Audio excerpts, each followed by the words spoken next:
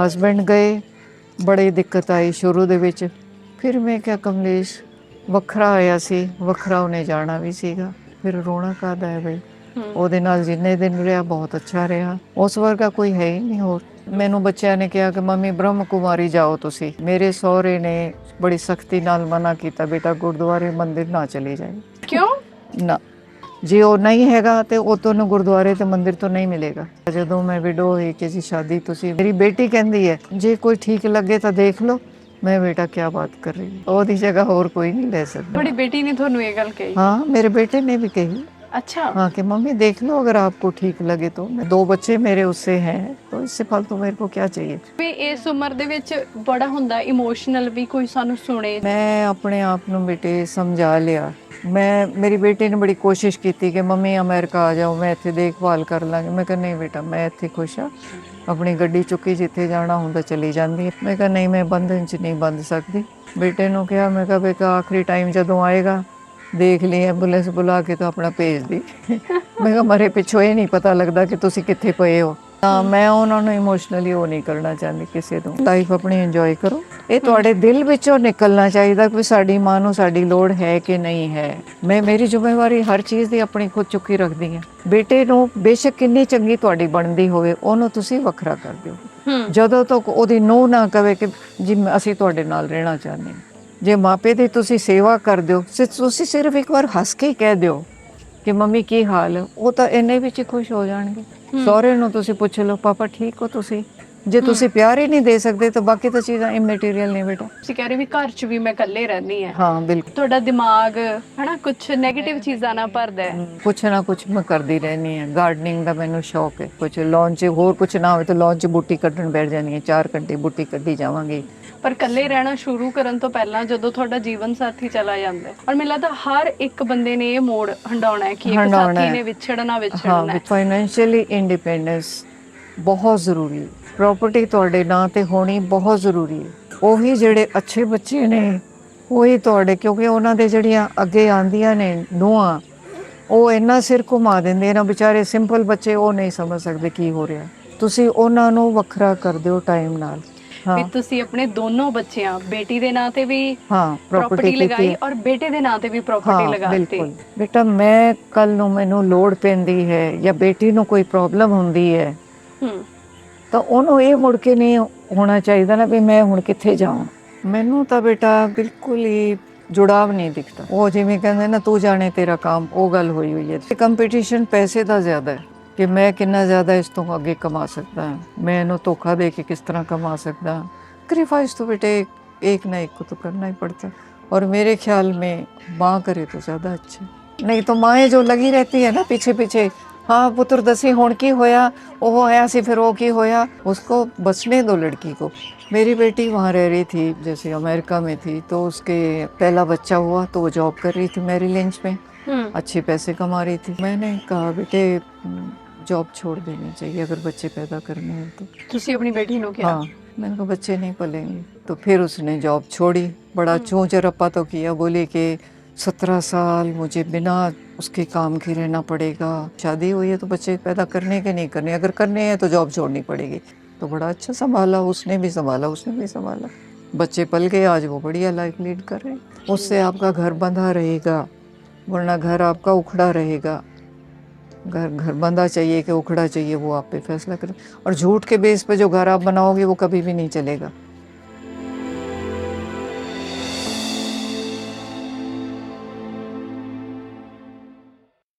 B social ਦੇ programme ਉਹਨਾਂ ਵੇਲਿਆਂ ਦੀ ਗੱਲ ਵਿੱਚ ਮੈਂ ਅਰਪਨ ਕੌਰ ਤੁਹਾਡਾ ਸਵਾਗਤ ਕਰਦੀ ਹਾਂ। ਸੋ ਜਿਵੇਂ ਕਿ ਪਿਆਰੇ ਦੋਸਤੋ ਤੁਸੀਂ ਜਾਣਦੇ ਹੋ, ਸਾਡੇ ਇਸ ਪ੍ਰੋਗਰਾਮ ਦੇ ਵਿੱਚ ਅਕਸਰ ਅਸੀਂ ਤੁਹਾਨੂੰ ਇਹੋ ਜਿਹੀਆਂ ਸ਼ਖਸੀਅਤਾਂ ਦੇ ਰੂਬਰੂ ਕਰਵਾਉਂਦੇ ਹਾਂ ਜਿਨ੍ਹਾਂ ਨੇ ਉਮਰਾਂ ਦੇ ਤਜਰਬੇ ਹਾਸਿਲ ਕੀਤੇ ਹੋਏ ਨੇ। ਔਰ ਮੇਰੇ ਨਾਲ ਬੈਠੇ ਹੋਏ ਨੇ ਮੈਮ ਕਮਲੇਸ਼ ਸਿੰਧੂ ਜੀ, ਜੋ ਕਿ 74 ਈਅਰਸ ਦੇ ਹੈਗੇ ਆ, ਔਰ ਇੰਨੀ ਸਾਰੀ ਜ਼ਿੰਦਗੀ ਉਹਨਾਂ ਨੇ ਇਕੱਲਿਆਂ ਵੀ ਦੇਖੀ ਹੈ, ਪਰਿਵਾਰ ਨਾਲ ਵੀ ਦੇਖੀ ਹੈ, ਬੱਚਿਆਂ ਨੂੰ ਪਾਲ ਕੇ ਪੜ੍ਹਾ ਕੇ ਵੱਡੇ ਵੀ ਕੀਤਾ, ਔਰ ਇੱਕ ਪੋਲੀਟੀਕਲ ਫੈਮਿਲੀ ਦੇ ਨਾਲ ਉਹਨਾਂ ਦਾ ਰਾਹ ਰਾਬਤਾ ਰਿਹਾ ਹੈਗਾ। ਔਰ ਉਹ ਆਪ ਹੀ ਆਪਣੇ ਮੂੰਹੋਂ ਦੱਸਦੇ ਨੇ ਕਿ ਜ਼ਿੰਦਗੀ ਦੇ ਵਿੱਚ ਸਭ ਤੋਂ ਮਾੜਾ ਸਮਾਂ ਵੀ ਦੇਖਿਆ ਤੇ ਜ਼ਿੰਦਗੀ ਦੇ ਵਿੱਚ ਸ਼ਾਨੋ ਸ਼ੌਕਤ ਵੀ ਦੇਖੀ, ਪਰ ਦੋਹਾਂ ਦੇ ਵਿੱਚੋਂ ਲੰਘਦਿਆਂ ਜੋ ਨਹੀਂ ਗਵਾਇਆ ਉਹ ਸੀ ਜ਼ਿੰਦਗੀ ਜਿਉਣ ਦੀ ਸਾਦਗੀ। ਸੋ ਅੱਜ ਉਸੇ ਸਾਦਗੀ ਤੇ ਸਿਆਣਪ ਦੇ ਰੂਬਰੂ ਕਰਵਾਵਾਂਗੇ, ਰਲ ਕੇ ਸਵਾਗਤ ਕਰੀਏ ਤੇ ਗੱਲਾਂ ਬਾਤਾਂ ਦਾ ਸਿਲਸਿਲਾ ਅੱਗੇ ਵਧਾਉਂਦੇ ਹਾਂ। ਸੋ ਮੈਮ, ਪਹਿਲਾਂ ਤੁਹਾਡਾ ਬਹੁਤ ਬਹੁਤ ਸਵਾਗਤ ਹੈ। Thank you.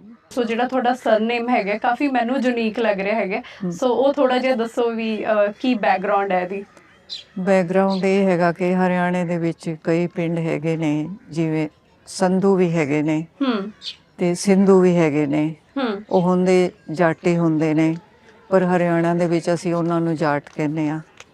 ਤੇ ਇੱਥੇ ਤੁਸੀਂ ਮਤਲਬ ਜਦੋਂ ਆਪਣੇ ਗੁਰੂ ਗੋਬਿੰਦ ਸਿੰਘ ਜੀ ਨੇ ਅੰਮ੍ਰਿਤ ਛਕਾਇਆ ਉਸ ਵੇਲੇ ਇਹ ਜਾਟ ਉੱਥੋਂ ਜਿਹੜੇ ਚੁੱਕੇ ਸੀ, ਜਿਹੜੇ ਅੰਮ੍ਰਿਤ ਛਕ ਗਏ, ਹਾਂ, ਤੇ ਉਹ ਜੱਟ ਕੋ ਆਏ ਸੀ ਇੱਥੇ, ਠੀਕ ਹੈ ਨਾ।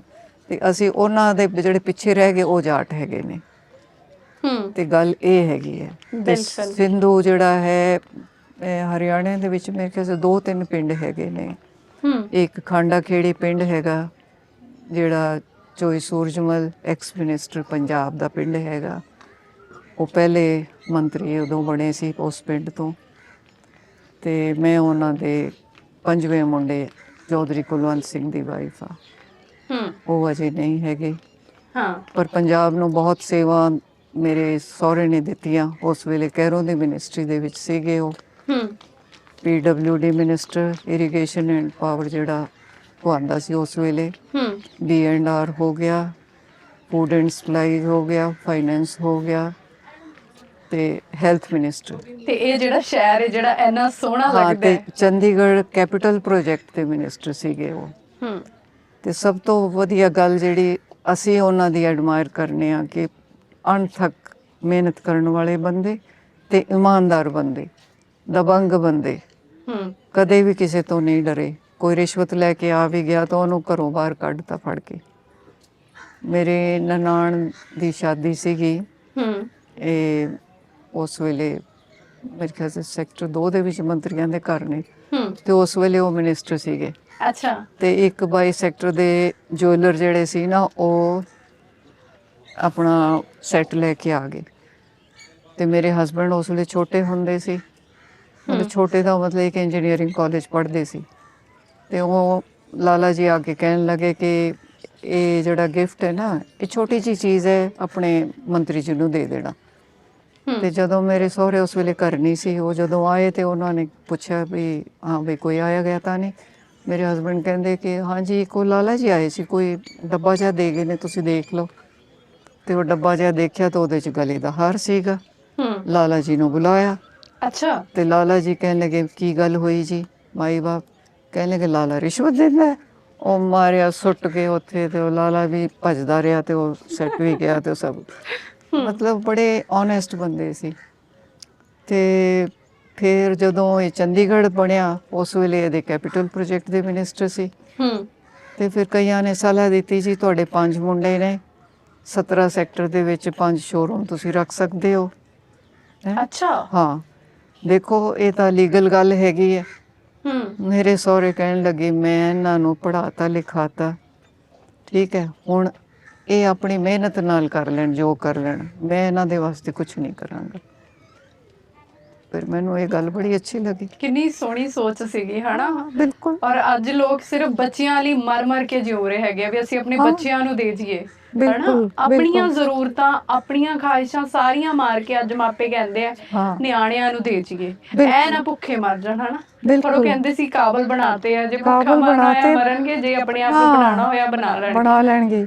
ਕਿਸੇ ਤੋਂ ਸਿਫਾਰਿਸ਼, ਫਲੈਚਰ ਸੀਗਾ ਉਸ ਵੇਲੇ, ਯੂਨੀਵਰਸਿਟੀ ਬਣੀ ਸੀ। ਅੱਛਾ, ਇੱਥੇ ਕੋਈ ਨੀਡਲ ਦੀ ਫੈਕਟਰੀ ਸੀ ਕੋਈ। ਮੇਰੇ ਹਸਬੈਂਡ ਫਸਟ ਕਲਾਸ ਉਹਨਾਂ ਨੇ ਕੀਤਾ ਸੀ ਇੰਜੀਨੀਅਰਿੰਗ ਦੇ ਵਿੱਚ, ਇਹ ਪੈਕ ਤੋਂ। ਫਿਰ ਇੱਥੇ ਇੱਕ ਉਹ ਸੂਈ ਵਾਲੀ ਫੈਕਟਰੀ, ਉਹਦਾ ਨਾਮ ਹੈ ਭੁੱਲ ਗਈ ਕੀ ਸੀਗੀ, ਚੰਡੀਗੜ੍ਹ ਦੇ ਵਿੱਚ। ਉੱਥੇ ਉਹਨਾਂ ਨੇ 5-6 ਮਹੀਨੇ ਕੰਮ ਕੀਤਾ।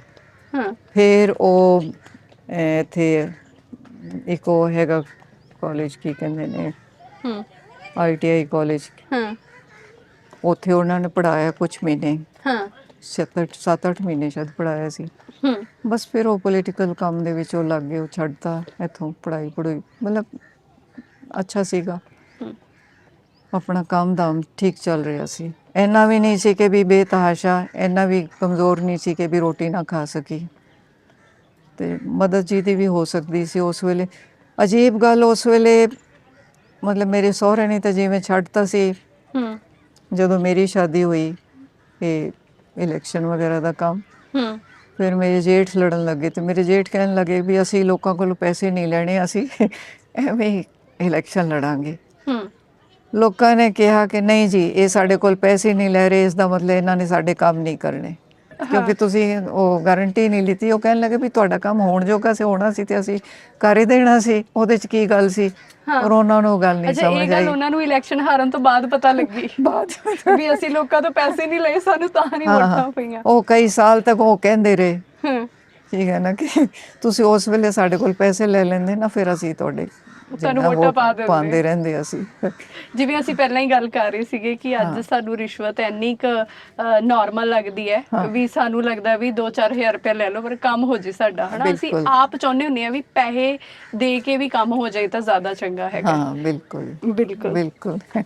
ਹੂੰ ਤੇ ਇਹ ਇਸ ਤਰ੍ਹਾਂ ਦੀਆਂ ਗੱਲਾਂ ਹੁੰਦੀਆਂ ਸੀਗੀਆਂ। ਹੂੰ ਬਹੁਤ ਅੱਛੇ ਬੰਦੇ ਸੀ, ਨੇਕ ਬੰਦੇ ਸੀਗੇ। ਅੱਛਾ, ਹਾਂ। ਤਾਂ ਮੈਂ ਬਾਕੀ ਮੈਂ ਤੁਹਾਨੂੰ ਦੱਸਿਆ ਸੀ ਕਿ ਉਹ ਭਰਤਪੁਰ ਦੇ ਤਾਂ ਪ੍ਰਾਈਮ ਮਿਨਿਸਟਰ ਸੀਗੇ ਹਾਂ ਪਹਿਲਾਂ। 46 ਦੇ ਵਿੱਚ ਸੀਗੇ, 42 ਤੋਂ 46 ਸ਼ਾਇਦ ਉਹ ਰਹੇ ਨੇ ਉੱਥੇ ਮੇਰੇ ਖਿਆਲ 'ਚ, ਹੂੰ ਭਰਤਪੁਰ। ਹੂੰ ਉਸ ਤੋਂ ਬਾਅਦ ਫਿਰ ਇਹ ਜਿਵੇਂ ਅੰਗਰੇਜ਼ ਆਏ ਸੀ ਇੱਥੇ, ਫਰੀडम ਫਾਈਟਰਸ ਹੋਰ ਵੀ ਸੀਗੇ ਕਈ, ਉਸ ਲੜਾਈ ਦੇ ਵਿੱਚ ਸ਼ਾਮਿਲ ਸੀਗੇ। ਤੇ ਆਪਣੇ ਕੰਸੋਲੀਡੇਸ਼ਨ ਦਾ ਕੰਮ ਜਿਵੇਂ ਉਹਨਾਂ ਨੇ ਕਰਾਇਆ ਸੀ ਪੰਜਾਬ ਦੇ ਵਿੱਚ, ਹੂੰ ਉਸ ਵੇਲੇ ਤੇ ਜੁਆਇੰਟ ਸੀਗਾ ਹਰਿਆਣਾ, ਪੰਜਾਬ, ਹਿਮਾਚਲ, ਈਵਨ ਮੇਰੇ ਖਿਆਲ ਕੁਝ ਪਾਰਟ ਸ਼ਾਇਦ ਰਾਜਸਥਾਨ ਦਾ ਵੀ ਸੀਗਾ। ਬਿਲਕੁਲ। ਹਾਂ, ਤੇ ਸਾਰੇ ਇੱਥੇ ਆਪਣੇ ਹੋਈ ਹੈ। ਹੂੰ ਤੇ ਬਾਕੀ ਜਿੱਦਾਂ ਮੈਮ ਤੁਸੀਂ ਹਰਿਆਣੇ ਤੋਂ ਹੈਗੇ ਆ, ਹਨਾ, ਹਾਂ ਤੇ ਹਾਂ ਮੈਨੂੰ ਲੱਗਦਾ ਮੈਂ ਪਹਿਲੀ ਵਾਰੀ ਕੋਈ ਏਦਾਂ ਦੀ ਸ਼ਖਸੀਅਤ ਹੈ ਵੀ ਜਿਹੜੇ ਹਰਿਆਣੇ ਦੇ ਨੇ ਜਿਨ੍ਹਾਂ ਨੂੰ ਮਿਲ ਰਹੀ ਹੈਗੀ ਆ। ਸੋ ਮੈਨੂੰ ਥੋੜਾ ਜਿਹਾ ਆਪਣਾ ਬਚਪਨ ਦੱਸੋ ਵੀ ਉਸ ਵੇਲੇ ਜਦੋਂ ਤੁਹਾਡਾ ਬਰਥ ਹੋਇਆ, ਜਿਵੇਂ 19 ਆਈ ਥਿੰਕ 52 52 ਦਾ ਤੁਹਾਡਾ ਹਾਂ, ਬਰਥ ਹੈਗਾ ਲੁਧਿਆਣਾ ਲੁਧਿਆਣਾ ਗਵਰਨਮੈਂਟ ਦੇ ਵਿੱਚ। ਹਸਪੀਟਲ ਲੁਧਿਆਣਾ। ਮੇਰੇ ਫਾਦਰ ਉੱਥੇ ਇੰਸਪੈਕਟਰ ਸੀਗੇ ਪੰਜਾਬ ਯੂਨੀਵਰਸਿਟੀ ਦੇ ਵਿੱਚ। ਤੇ ਉਸ ਵੇਲੇ ਇੱਕ ਜੇਸੀ ਕਮਰ ਹੁੰਦਾ ਸੀਗਾ ਐਗਰੀਕਲਚਰ ਦਾ, ਕਾਫੀ ਵੱਡਾ ਅਫਸਰ। ਇੱਕ ਡਾਕਟਰ ਬੂਮਲਾ ਹੁੰਦੇ ਸੀ, ਉਹ ਵਾਈਸ ਚਾਂਸਲਰ, ਫਿਰ HAU ਹਿਸਾਰ ਦੇ ਬਣੇ। ਅੱਛਾ, ਤੇ ਇਹ ਸਾਰੇ ਸਾਡੇ ਇੱਕੋ ਹੀ ਲਾਈਨ ਦੇ ਵਿੱਚ ਅਸੀਂ ਰਹਿੰਦੇ ਹੁੰਦੇ ਸੀ। ਤਾਂ ਤੁਹਾਡਾ ਜਿਹੜਾ ਬਰਥ ਹੈਗਾ ਉਹ ਲੁਧਿਆਣੇ ਹੋਇਆ, ਲੁਧਿਆਣੇ ਦਾ। ਪਰ ਫੈਮਿਲੀ ਤੁਹਾਡੀ ਜਿਹੜੀ ਸੀ ਉਹ ਇਹ ਹਰਿਆਣਾ ਹਰਿਆਣੇ ਦੇ ਤੋਂ ਸੀ, ਸੀਗੇ। ਕਿਉਂਕਿ ਉਸ ਵੇਲੇ ਤਾਂ ਜੁਆਇੰਟ ਹੀ ਹੁੰਦਾ ਸੀ। ਪੰਜਾਬ ਤੇ ਪੰਜਾਬ ਹਰਿਆਣਾ ਹਰਿਆਣਾ ਉਦੋਂ ਇਕੱਠਾ ਹੀ ਸੀਗਾ। ਹੂੰ ਕਿਉਂਕਿ ਮੇਰਾ ਤੇ ਬਲਕਿ ਸਾਡੇ ਤਾਂ ਕਰਨਾਲ ਜਿਵੇਂ ਉੱਥੇ ਕਈ ਆਪਣੇ ਹੂੰ ਜੱਟ ਰਹਿੰਦੇ ਸੀ। ਹੂੰ ਮੇਰਾ ਬ੍ਰਦਰ ਵੱਡਾ ਹੋਇਆ, ਉਹਨੇ ਲਾਅ ਕੀਤੀ ਤੇ ਉੱਥੋਂ ਜੱਟਾਂ ਦੀਆਂ ਫੈਮਲੀਆਂ ਆਈਆਂ ਹੂੰ ਤੇ ਉਹ ਬੋਲਣ ਤੇ ਹਰਿਆਣਵੀ ਹੂੰ ਮੇਰੇ ਫਾਦਰ ਨੂੰ ਕਹਿਣ ਹੂੰ ਕਿ ਮੇਰੇ ਫਾਦਰ ਦਾ ਨਾਂ ਸੀਗਾ ਵੀਰ ਸਿੰਘ ਢਿੱਲੋਂ। ਅੱਛਾ। ਹੂੰ ਐਨਵਾਇਰਨਮੈਂਟ ਦੇ ਉਹ ਨਾ ਪੜ੍ਹਾਈ ਕਰਕੇ ਆਏ ਸੀ, ਉਸ ਵੇਲੇ ਐਨਵਾਇਰਨਮੈਂਟਲਿਸਟ ਸੀਗੇ। ਹਾਂ ਜਿਹੜੀਆਂ ਗੱਲਾਂ ਉਹ ਇੱਥੇ ਕਹਿੰਦੇ ਸੀ ਨਾ ਕਿ ਵੀ ਇਹ ਇਸ ਤਰ੍ਹਾਂ ਨਾ ਕਰੋ, ਇਹ ਇਸ ਤਰ੍ਹਾਂ ਨਾ ਕਰੋ, ਹੂੰ ਤੇ ਲੋਕੀ ਉਸ ਵੇਲੇ ਸਮਝਦੇ ਨਹੀਂ ਸੀਗੇ। ਉਹ ਕਹਿੰਦੇ ਹੁੰਦੇ ਸੀ ਇਨਸੈਕਟੀਸਾਈਡ ਨਾ ਪਾਓ ਤੁਸੀਂ ਜ਼ਮੀਨ ਦੇ ਵਿੱਚ, ਤੁਸੀਂ ਇਹ ਫਰਟੀਲਾਈਜ਼ਰ ਇੰਨਾ ਨਾ ਪਾਓ, ਕੁਛ ਲਿਮਿਟ ਸੀਗੀ। ਗੈਮੈਕਸੀਨ ਉਸ ਵੇਲੇ ਹੁੰਦੀ ਸੀ, ਉਹਦਾ ਯੂਜ਼ ਘੱਟ ਕਰੋ। ਪਰ ਜਿਵੇਂ ਬਾਹਰ ਦੀਆਂ ਕੰਪਨੀਆਂ ਸੀ, ਇਹਨਾਂ ਨੂੰ ਇਹ ਚਾਹੀਦਾ ਸੀ ਵੀ ਪ੍ਰੋਫਿਟ ਕਮਾਉਣਾ ਹੈ, ਪਰ ਪ੍ਰੋਫਿਟ ਬੰਦਾ ਸਮਝਦਾ ਨਹੀਂ। ਉਹੀ ਮੈਨੂੰ ਲੱਗਦਾ ਉਸ ਵੇਲੇ ਕਿਸਾਨਾਂ ਨੂੰ ਸਭ ਤੋਂ ਵੱਧ ਹਰੀ ਕ੍ਰਾਂਤੀ ਤੋਂ ਬਾਅਦ ਜੇ ਲਾਲਚ ਦਿੱਤਾ ਗਿਆ ਝਾੜ ਵਧਾਉਣ ਦਾ, ਹਾਂ ਹਨਾ, ਔਰ ਝਾੜ ਬਿਲਕੁਲ। ਵਧਾਉਣ ਦਾ ਕਹਿ ਕੇ ਕਿ ਜ਼ਮੀਨ 'ਚ ਇੰਨੀ ਕੁ ਜ਼ਿਆਦਾ ਜ਼ਹਿਰ ਪਾਤੀ ਵੀ ਅੱਜ ਅਸੀਂ ਖਮਿਆਜਾ ਭੁਗਤ ਉਹ ਰਹੇ ਫਿਰ ਹਾਂ। ਜਦੋਂ ਇਹ ਕੈਂਸਰ ਦੀਆਂ ਟ੍ਰੇਨ ਭਰ ਕੇ ਜਾਣ ਲੱਗੀਆਂ, ਉਹ ਉਸ ਦਾ ਹੀ ਨਤੀਜਾ ਸੀਗਾ। ਉਸ ਤੋਂ ਪਹਿਲਾਂ ਉਹ ਕਹਿੰਦੇ ਹੁੰਦੇ ਸੀ, ਲੱਕੀਲੀ ਕੀ ਹੋਇਆ ਕਿ ਮੇਰੀ ਮਦਰ ਜਿਹੜੀ ਸੀ ਉਹ ਤਾਂ ਸੀ ਤਾਂ ਅਨਪੜ੍ਹ, ਪਰ ਇਹ ਜੜੀ ਬੂਟੀਆਂ ਦਾ ਗਿਆਨ ਉਹਨਾਂ ਨੂੰ ਬਹੁਤ ਸੀਗਾ। ਅੱਛਾ। ਤੇ ਮੇਰੇ ਫਾਦਰ ਵੈਸੇ ਸਾਇੰਟਿਸਟ ਸੀਗੇ, ਤੇ ਲੇਕਿਨ ਉਹਨਾਂ ਨੂੰ ਹੋਮਿਓਪੈਥੀ ਦਾ ਬੜਾ ਸ਼ੌਕ ਸੀ। ਹੂੰ ਤੇ ਸਾਨੂੰ ਇਹ ਐਲੋਪੈਥਿਕ ਦੀਆਂ ਦਵਾਈਆਂ ਇਸ ਤੋਂ ਡਰਾ ਕੇ ਵੀ ਬੜਾ ਰੱਖਿਆ, ਤੇ ਅਸੀਂ ਮਤਲਬ ਹੋਮਿਓਪੈਥੀ ਦੀ ਜ਼ਿਆਦਾ ਹੁਣ ਰੱਖੀ। ਹਜੇ ਤੱਕ ਵੀ ਮੈਂ ਤਾਂ ਕੋਈ ਦਵਾਈ ਨਹੀਂ ਲੈ ਰਹੀ, ਕੋਈ ਟੌਨਿਕ ਨਹੀਂ ਲੈ ਰਹੀ ਕਿਸੇ ਤਰ੍ਹਾਂ ਦਾ। ਇਸ ਉਮਰ ਤੱਕ ਵੀ? ਇਸ ਉਮਰ ਤੱਕ ਵੀ। ਤਾਂ ਫਿਰ ਤੁਹਾਡੀ ਇੰਨੀ ਫਿਟਨੈਸ ਦਾ ਕੀ ਰਾਜ ਫਿਟਨੈਸ ਹੈਗਾ? ਦਾ ਰਾਜ ਬੇਟੇ ਇਹ ਹੈਗਾ ਕਿ ਸਿੰਪਲ ਖਾਣਾ, ਹੂੰ ਬਿਲਕੁਲ। ਤੇ ਆਪਣੇ ਸਿੰਪਲ ਖਾਣੇ ਦੇ ਵਿੱਚ ਵੀ ਇੰਨੀਆਂ ਚੀਜ਼ਾਂ ਹੈਗੀਆਂ ਨੇ, ਕੀ ਕਹਿੰਦੇ ਨੇ, ਜਿਵੇਂ ਮਤਲਬ 79 ਦੇ ਆਸ-ਪਾਸ ਜਿਹੜਾ ਹੈ ਮੇਰੇ ਫਾਦਰ ਤੇ ਅਸਥਮਾ ਬਹੁਤ ਸੀਗਾ, ਹੂੰ ਤੇ ਮੇਰੇ ਅਸਥਮੇ ਦੀ ਬੜੀ ਪ੍ਰੋਬਲਮ ਹੋਈ। ਤੇ ਅਸਥਮੇ ਤੇ ਮੇਰੇ ਇਨ-ਲॉज ਵਾਲੀ ਸਾਈਡ ਜਿਹੜੇ ਸੀ ਉਹ ਐਲੋਪੈਥੀ ਦੇ ਵਿੱਚ ਬਹੁਤ ਯਕੀਨ ਰੱਖਦੇ ਸੀ। ਅੱਛਾ। ਤੇ ਉੱਥੇ ਇੱਕ ਸਰਜਨ ਚੰਡੀਗੜ੍ਹ ਤੋਂ ਗਿਆ ਹੋਇਆ ਸੀ ਜਿਹਨੇ ਆਪਣੀ ਦੁਕਾਨਦਾਰੀ ਉੱਥੇ ਖੋਲੀ ਹੋਈ ਸੀ, ਹੂੰ ਡਾਕਟਰ ਸਪਰਾ। ਹੂੰ ਉਹਨੂੰ ਲੈ ਕੇ ਗਏ ਸੀ ਇੱਥੋਂ ਕਿ ਹੀ is best doctor of Chandigarh. ਅੱਛਾ। ਹਾਂ, ਤੇ ਉਹਨੂੰ ਦਿਖਾਇਆ ਜੀ ਮੈਨੂੰ। ਉਹ ਕਹਿਣ ਲੱਗੇ ਜੀ ਇਹਨਾਂ ਦੇ ਟੌਨਸਿਲਸ ਬਹੁਤ ਵਧੇ ਹੋਏ ਨੇ, ਤੇ ਚਲੋ ਜੀ ਟੌਨਸਿਲ ਦਾ ਟੌਨਸਿਲੈਕਟਮੀ ਕਰਾਤੀ। ਉਹ ਫਿਰ ਵੀ ਸਾਹ ਦੀ ਪ੍ਰੋਬਲਮ ਨਹੀਂ ਹੱਲ ਹੋਈ। ਰਾਤ ਨੂੰ 2 ਵਜੇ ਜੀ 1 ਘੰਟਾ ਪੂਰਾ ਖਾਂਸੀ ਜੋੜਦੀ ਹੋਣੀ। ਫਿਰ ਉਹ ਕਹਿਣ ਲੱਗਾ ਜੀ ਇਹਨਾਂ ਦੇ ਤਾਂ ਸਿਨੋਫੀਲੀਆ ਹੋਇਆ। ਹੂੰ ਚਲੋ ਜੀ ਸਿਨੋਫੀਲੀਆ ਦੇ ਵੀ ਫਿਰ ਉਹ ਇੱਕ ਇੰਨੀ ਵੱਡੀ ਸਿਰਿੰਜ ਜਿਹੜੀ ਸੀ ਨਾ, ਇੱਧਰੋਂ ਖੂਨ ਦੀ ਕੱਢਦਾ ਤੇ ਇੱਥੇ ਲਾਂਦਾ ਹੂੰ ਹਰ 15 ਦਿਨ ਦੇ ਵਿੱਚ, ਕੋਈ ਫਰਕ ਨਹੀਂ ਉਹਦਾ। ਅੱਛਾ। ਹਾਂ, ਫਿਰ ਮੈਂ ਕਿਧਰੇ ਪੜ੍ਹਿਆ ਕਿ ਆਂਵਲਾ ਤੁਸੀਂ ਖਾਓ ਨਾ ਤੇ ਉਹ ਐਂਟੀ ਐਲਰਜੀ ਹੈਗਾ, ਤੁਹਾਡਾ ਸਾਹ ਦੀ ਪ੍ਰੋਬਲਮ ਹੱਲ ਹੋ ਜਾਣੀ। ਹੂੰ ਮੈਂ ਆਂਵਲਾ ਖਾਣਾ ਸ਼ੁਰੂ ਕੀਤਾ। 10 ਦਿਨਾਂ ਦੇ ਵਿੱਚ ਮੇਰੇ ਐਵੇਂ ਹੋ ਗਿਆ ਕਿ ਸਾਹ ਗਵਾਚ ਗਿਆ ਬਿਲਕੁਲ ਹੀ, ਅੱਛਾ। ਨੋ ਪ੍ਰੋਬਲਮ ਐਟ ਆਲ ਹਾਂ। ਹੈ। ਫਿਰ ਮੈਂ ਤਾਂ ਉਹ ਡਾਕਟਰ ਤੋਂ ਤਾਂ ਜਾਣਾ ਬੰਦ ਕੀਤਾ, ਆਂਵਲੇ ਤੇ ਆ ਗਈ। ਹੁਣ ਮੈਨੂੰ 50 ਸਾਲ ਹੋ ਗਏ ਆਂਵਲਾ ਖਾਂਦੇ ਖਾਂਦੇ। ਹੁਣ ਮੈਂ ਪਿਓਰ ਆਂਵਲੇ ਦੇ, ਡੇਲੀ ਆਮਲਾ ਖਾਣਾ? ਡੇਲੀ ਆਂਵਲਾ ਪਿਓਰ। ਮੇਰੇ ਘਰ ਦੇ ਵਿੱਚ ਲੱਗੇ ਨੇ ਦਰਖਤ ਆਂਵਲੇ ਦੇ, ਹੂੰ ਠੀਕ ਹੈ। ਤੇ ਤੇ ਉਹਦੇ ਨਾਲ ਥੋੜੀ ਸਾਹ ਦੀ ਦਿੱਕਤ ਦੂਰ ਹੋ ਗਈ? ਸਾਹ ਦੀ ਦਿੱਕਤ ਉਸ ਤੋਂ ਦੂਰ ਹੋ ਗਈ। ਹੋਰ ਵੀ ਕਈ ਜੈਸੇ ਐਂਟੀ ਕੈਂਸਰਸ ਵੀ ਹੁੰਦਾ ਹੈ ਆਂਵਲਾ। ਅੱਛਾ, ਇੱਕ ਹੋਰ ਫਿਰ ਮੇਰੇ ਕੱਲ ਕੀ ਹੋਇਆ ਹੂੰ ਕਿ ਮੇਰੇ ਹਸਬੈਂਡ 2014 ਦੇ ਵਿੱਚ ਚਲੇ ਗਏ, ਹੂੰ ਤੇ ਮੇਰੇ ਇੱਥੇ ਗਲੇ ਦੇ ਵਿੱਚ ਹੂੰ ਇੱਕ ਫੁੰਸੀ ਜਿਹੀ ਨਿਕਲੀ ਹੈ ਅੰਦਰ ਦੀ ਸਾਈਡ ਤੇ। ਅੱਛਾ। ਤੇ ਉਹ ਹਾਂ ਮੈਂ ਸੋਚ ਹੀ ਰਹੀ ਸੀ 4 ਮਹੀਨੇ ਪਹਿਲਾਂ ਹਾਂ ਕਿ ਦਿਖਾਵਾਂ ਜਾ ਕੇ ਡਾਕਟਰ ਨੂੰ। ਹੂੰ ਮੈਂ 12-13 ਸਾਲ ਹੋ ਗਏ, ਕੀ ਕਰਾਂ, 11-10 ਸਾਲ ਤਾਂ ਜ਼ਰੂਰ ਹੋ ਗਏ। ਫਿਰ ਮੇਰਾ ਬੇਟਾ ਕਹਿੰਦਾ ਕਿ ਮੰਮੀ ਇੱਕ ਬੜਾ ਅੱਛਾ ਉਹ ਕਾੜਾ ਜਿਹਾ ਦੱਸਿਆ ਹੈ ਉਹਨੇ, ਸਾਡੇ ਇੱਕ ਦੋਸਤ ਨੇ, ਤੁਸੀਂ ਉਹ ਟਰਾਈ ਕਰਕੇ। ਉਹਨੇ ਤਾਂ ਵੈਸੇ ਹੀ ਕਿਹਾ ਸੀ ਟਰਾਈ ਕਰ ਦਿਓ, ਯੂਰਿਕ ਐਸਿਡ ਤੁਹਾਡਾ ਬਾਹਰ ਹੋ ਜਾਵੇ, ਉਹ ਹੋ ਜਾਵੇ, ਉਸ ਕਰਕੇ। ਹੂੰ ਮੈਂ ਕਿਹਾ ਚਲੋ ਦੇਖ ਲੈਂਦੇ ਹਾਂ। ਉਹਦੇ 'ਚ 2 ਪੱਤੇ ਇਹਦੇ ਅਮਰੂਦ ਦੇ, ਹੂੰ 2 ਪੱਤੇ ਜਾਮਣ ਦੇ, ਹੂੰ 2 ਪੱਤੇ ਬੇਲ ਪੱਥਰ, ਤੇ 2 ਪੱਤੇ ਸ਼ਾਇਦ ਕਰੀ ਪੱਤਾ, ਹੂੰ 2 ਪੱਤੇ ਉਹਦੇ ਅਰਜੁਨ ਦੇ, ਹੂੰ ਅਰਜੁਨ ਦੇ ਪੇੜ ਦੇ, ਮਤਲਬ ਇੱਕ ਬੰਦੇ ਨੂੰ। ਅੱਧਾ ਕਿਲੋ ਪਾਣੀ 'ਚ ਉਹਨੂੰ ਉਬਾਲੋ ਹੂੰ ਅਦਰਕ ਪਾ ਕੇ, ਤੇ ਫਿਰ ਤੁਸੀਂ ਉਹਨੂੰ ਮਤਲਬ ਜਿਸ ਤਰ੍ਹਾਂ ਵੀ ਦਿਲ ਕਰੇ ਤੁਹਾਡਾ ਉਹਨੂੰ ਇੱਕ ਵਾਰੀ ਪੀ ਲਓ। ਅੱਛਾ। ਤੇ ਮੈਂ ਸਵੇਰੇ ਸਵੇਰੇ ਨੀਮ ਲੈ ਕੇ ਤੇ ਉਹ ਲੈ ਕੇ ਮੈਂ ਪੀਣਾ ਸ਼ੁਰੂ ਕੀਤਾ। ਅੱਛਾ। ਹਾਂ, ਤੇ ਸ਼ਾਮ ਨੂੰ ਮੈਂ 2 ਪੱਤੇ ਕਰੀ ਪੱਤੇ ਦੇ ਵੱਖਰੇ ਖਾਂਦੀ ਸੀ। ਹੂੰ ਮੇਰਾ ਗਵਾਚ ਗਿਆ ਬਿਲਕੁਲ ਹੀ। ਹਾਂ। ਗਲਾ ਵੀ ਇਸ ਤਰ੍ਹਾਂ ਹੋ ਗਿਆ ਸੀ ਕਿ ਜਦੋਂ ਕੋਈ ਚੀਜ਼ ਤੁਸੀਂ ਗਿੱਟ ਨਹੀਂ ਸਕਦੇ, ਹੂੰ ਉਹ ਠੀਕ ਹੋ ਗਿਆ। ਤਾਂ ਤੁਸੀਂ ਕਹਿ ਰਹੇ ਕਿ ਹਮੇਸ਼ਾ ਘਰੇਲੂ ਨੁਸਖੇ ਜਿਹੜੇ ਤੁਹਾਡੇ ਕੰਮ ਘਰੇਲੂ ਆਏ? ਨੁਸਖੇ, ਬਿਲਕੁਲ। ਆਰਥਰਾਈਟਿਸ ਮੇਰੇ ਸੀ ਬਹੁਤ ਬੁਰਾ, ਹੂੰ ਬਹੁਤ ਹੀ ਭੈੜਾ। ਤੇ ਇੰਨੀਆਂ ਦਵਾਈਆਂ ਮੈਂ ਲੈ ਕੇ ਜਾਂਦੀ ਸੀ ਬੇਟੀ ਦੇ ਕੋਲ ਜਦੋਂ ਜਾਂਦੀ ਸੀ। ਉਹ 6 ਮਹੀਨੇ ਦਾ ਮੈਨੂੰ ਬੰਡਲ ਬੰਨ੍ਹ ਕੇ ਦਿੰਦਾ ਸੀ ਡਾਕਟਰ। ਹੂੰ ਤੇ ਫਿਰ ਮੈਂ ਕਿਧਰੇ ਪੜ੍ਹਿਆ ਕਿ ਵੀ ਯੂਰਿਕ ਐਸਿਡ ਜਦੋਂ ਬੋਡੀ 'ਚ ਜ਼ਿਆਦਾ ਹੋ ਜਾਂਦਾ ਹੈ ਤਾਂ ਇਹ ਪ੍ਰੋਬਲਮ ਸ਼ੁਰੂ ਹੁੰਦੀ ਹੈ। ਹੂੰ ਤੇ ਫਿਰ ਮੈਂ ਦੇਖਿਆ ਵੀ ਯੂਰਿਕ ਐਸਿਡ ਘੱਟ ਕਰਨ ਦੀਆਂ ਚੀਜ਼ਾਂ ਕੀ ਹੈਗੀਆਂ। ਹੂੰ ਇੱਕ ਤਾਂ ਮਾਚਾ ਟੀ, ਉੱਥੇ USA ਮੈਂ ਸ਼ੁਰੂ ਕੀਤੀ। 20 ਦਿਨਾਂ ਦੇ ਵਿੱਚ ਮੇਰੇ ਗੋਡਿਆਂ 'ਚ ਐਵੇਂ ਹੋਇਆ ਜਿਵੇਂ ਕੋਈ ਚੀਜ਼ ਨਿਕਲ ਗਈ ਬਾਹਰ, 2 ਅੱਛਾ। ਗੋਡਿਆਂ ਦੇ ਵਿੱਚ। ਹਾਂ, ਅੱਛਾ। ਉਸ ਤੋਂ ਬਾਅਦ ਫਿਰ ਨਿੰਬੂ ਪਾਣੀ ਮੈਂ ਸ਼ੁਰੂ ਕੀਤਾ। ਨਿੰਬੂ ਦੇ ਦਰਖਤ ਮੇਰੇ ਘਰ ਦੇ ਵਿੱਚ ਹੈਗੇ ਨੇ, ਜਾਂ ਫਿਰ ਜਿਵੇਂ ਕਿਨੂੰ ਦਾ ਸੀਜ਼ਨ ਆਉਂਦਾ ਤੇ ਕਿਨੂੰ ਆਪਣੇ ਦਬਾ ਕੇ ਕਿਨੂੰ ਦਾ ਜੂਸ ਪੀਓ। ਮੈਂ ਕਹਿ ਰਹੀ ਮੇਰੇ ਤਾਂ ਗੋਡੇ ਠੀਕ ਹੋ ਗਏ, ਕੋਈ ਪ੍ਰੋਬਲਮ ਨਹੀਂ। ਵਰਨਾ ਤੇ ਇਹ ਹੋ ਗਿਆ ਸੀ ਗੋਡੇ ਸ਼ਾਇਦ ਬਦਲੀ ਕਰਾਉਣੇ ਪੈਣੇ ਨੇ। ਤੇ ਮੇਰਾ ਕਹਿਣ ਦਾ ਮਤਲਬ ਇਹ ਹੈਗਾ ਕਿ ਤੁਹਾਨੂੰ ਆਪਣੀ ਬੋਡੀ ਨੂੰ ਸਮਝਣਾ ਪਏਗਾ, ਐਨਵਾਇਰਨਮੈਂਟ ਨੂੰ ਸਮਝਣਾ ਪਏਗਾ, ਬੱਚਿਆਂ ਨੂੰ ਵੀ ਸਮਝਾਉਣਾ ਪਏਗਾ, ਪੜੋਸੀਆਂ ਨੂੰ ਵੀ ਸਮਝਾ ਦਿਓ ਜੀ, ਉਹਨਾਂ ਦੀ ਸਮਝ ਆ ਜਾਵੇ, ਨਹੀਂ ਤਾਂ ਖੁਦ ਤਾਂ ਠੀਕ ਰਹਿ ਲਓ ਬਈ। ਬਿਲਕੁਲ, ਨਹੀਂ ਤਾਂ ਠੀਕ ਹੈ ਜਿਹੜੇ ਨਾ। ਤੁਸੀਂ ਫਟਾਫਟ ਦਵਾਈਆਂ ਦੇ ਪੱਤੇ ਖੋਲਦੇ ਆ ਉਹ ਬਹੁਤ ਨੁਕਸਾਨ ਕਰ ਹਾਂ ਸਕਦੇ ਆ ਤੁਹਾਡਾ। ਬਿਲਕੁਲ। ਹੁਣ ਤੁਸੀਂ ਦੇਖੋ ਕਿ ਪਿਛਲੇ ਮੈਂ 10-12 ਸਾਲ ਤੋਂ ਤਕਰੀਬਨ ਮੇਰੇ ਖਿਆਲ 99% ਮੈਂ ਕਿਸੇ ਡਾਕਟਰ ਕੋਲ ਨਹੀਂ ਗਈ। ਕੋਈ ਸ਼ੂਗਰ ਨਹੀਂ। ਹੂੰ ਆਪਣੇ ਖਾਣੇ ਪੀਣੇ ਤੇ ਕੰਟਰੋਲ ਰੱਖੋ, ਬਾਹਰ ਦਾ ਤੁਸੀਂ ਨਾ ਖਾਓ ਤੇ ਬੈਟਰ ਹੈ।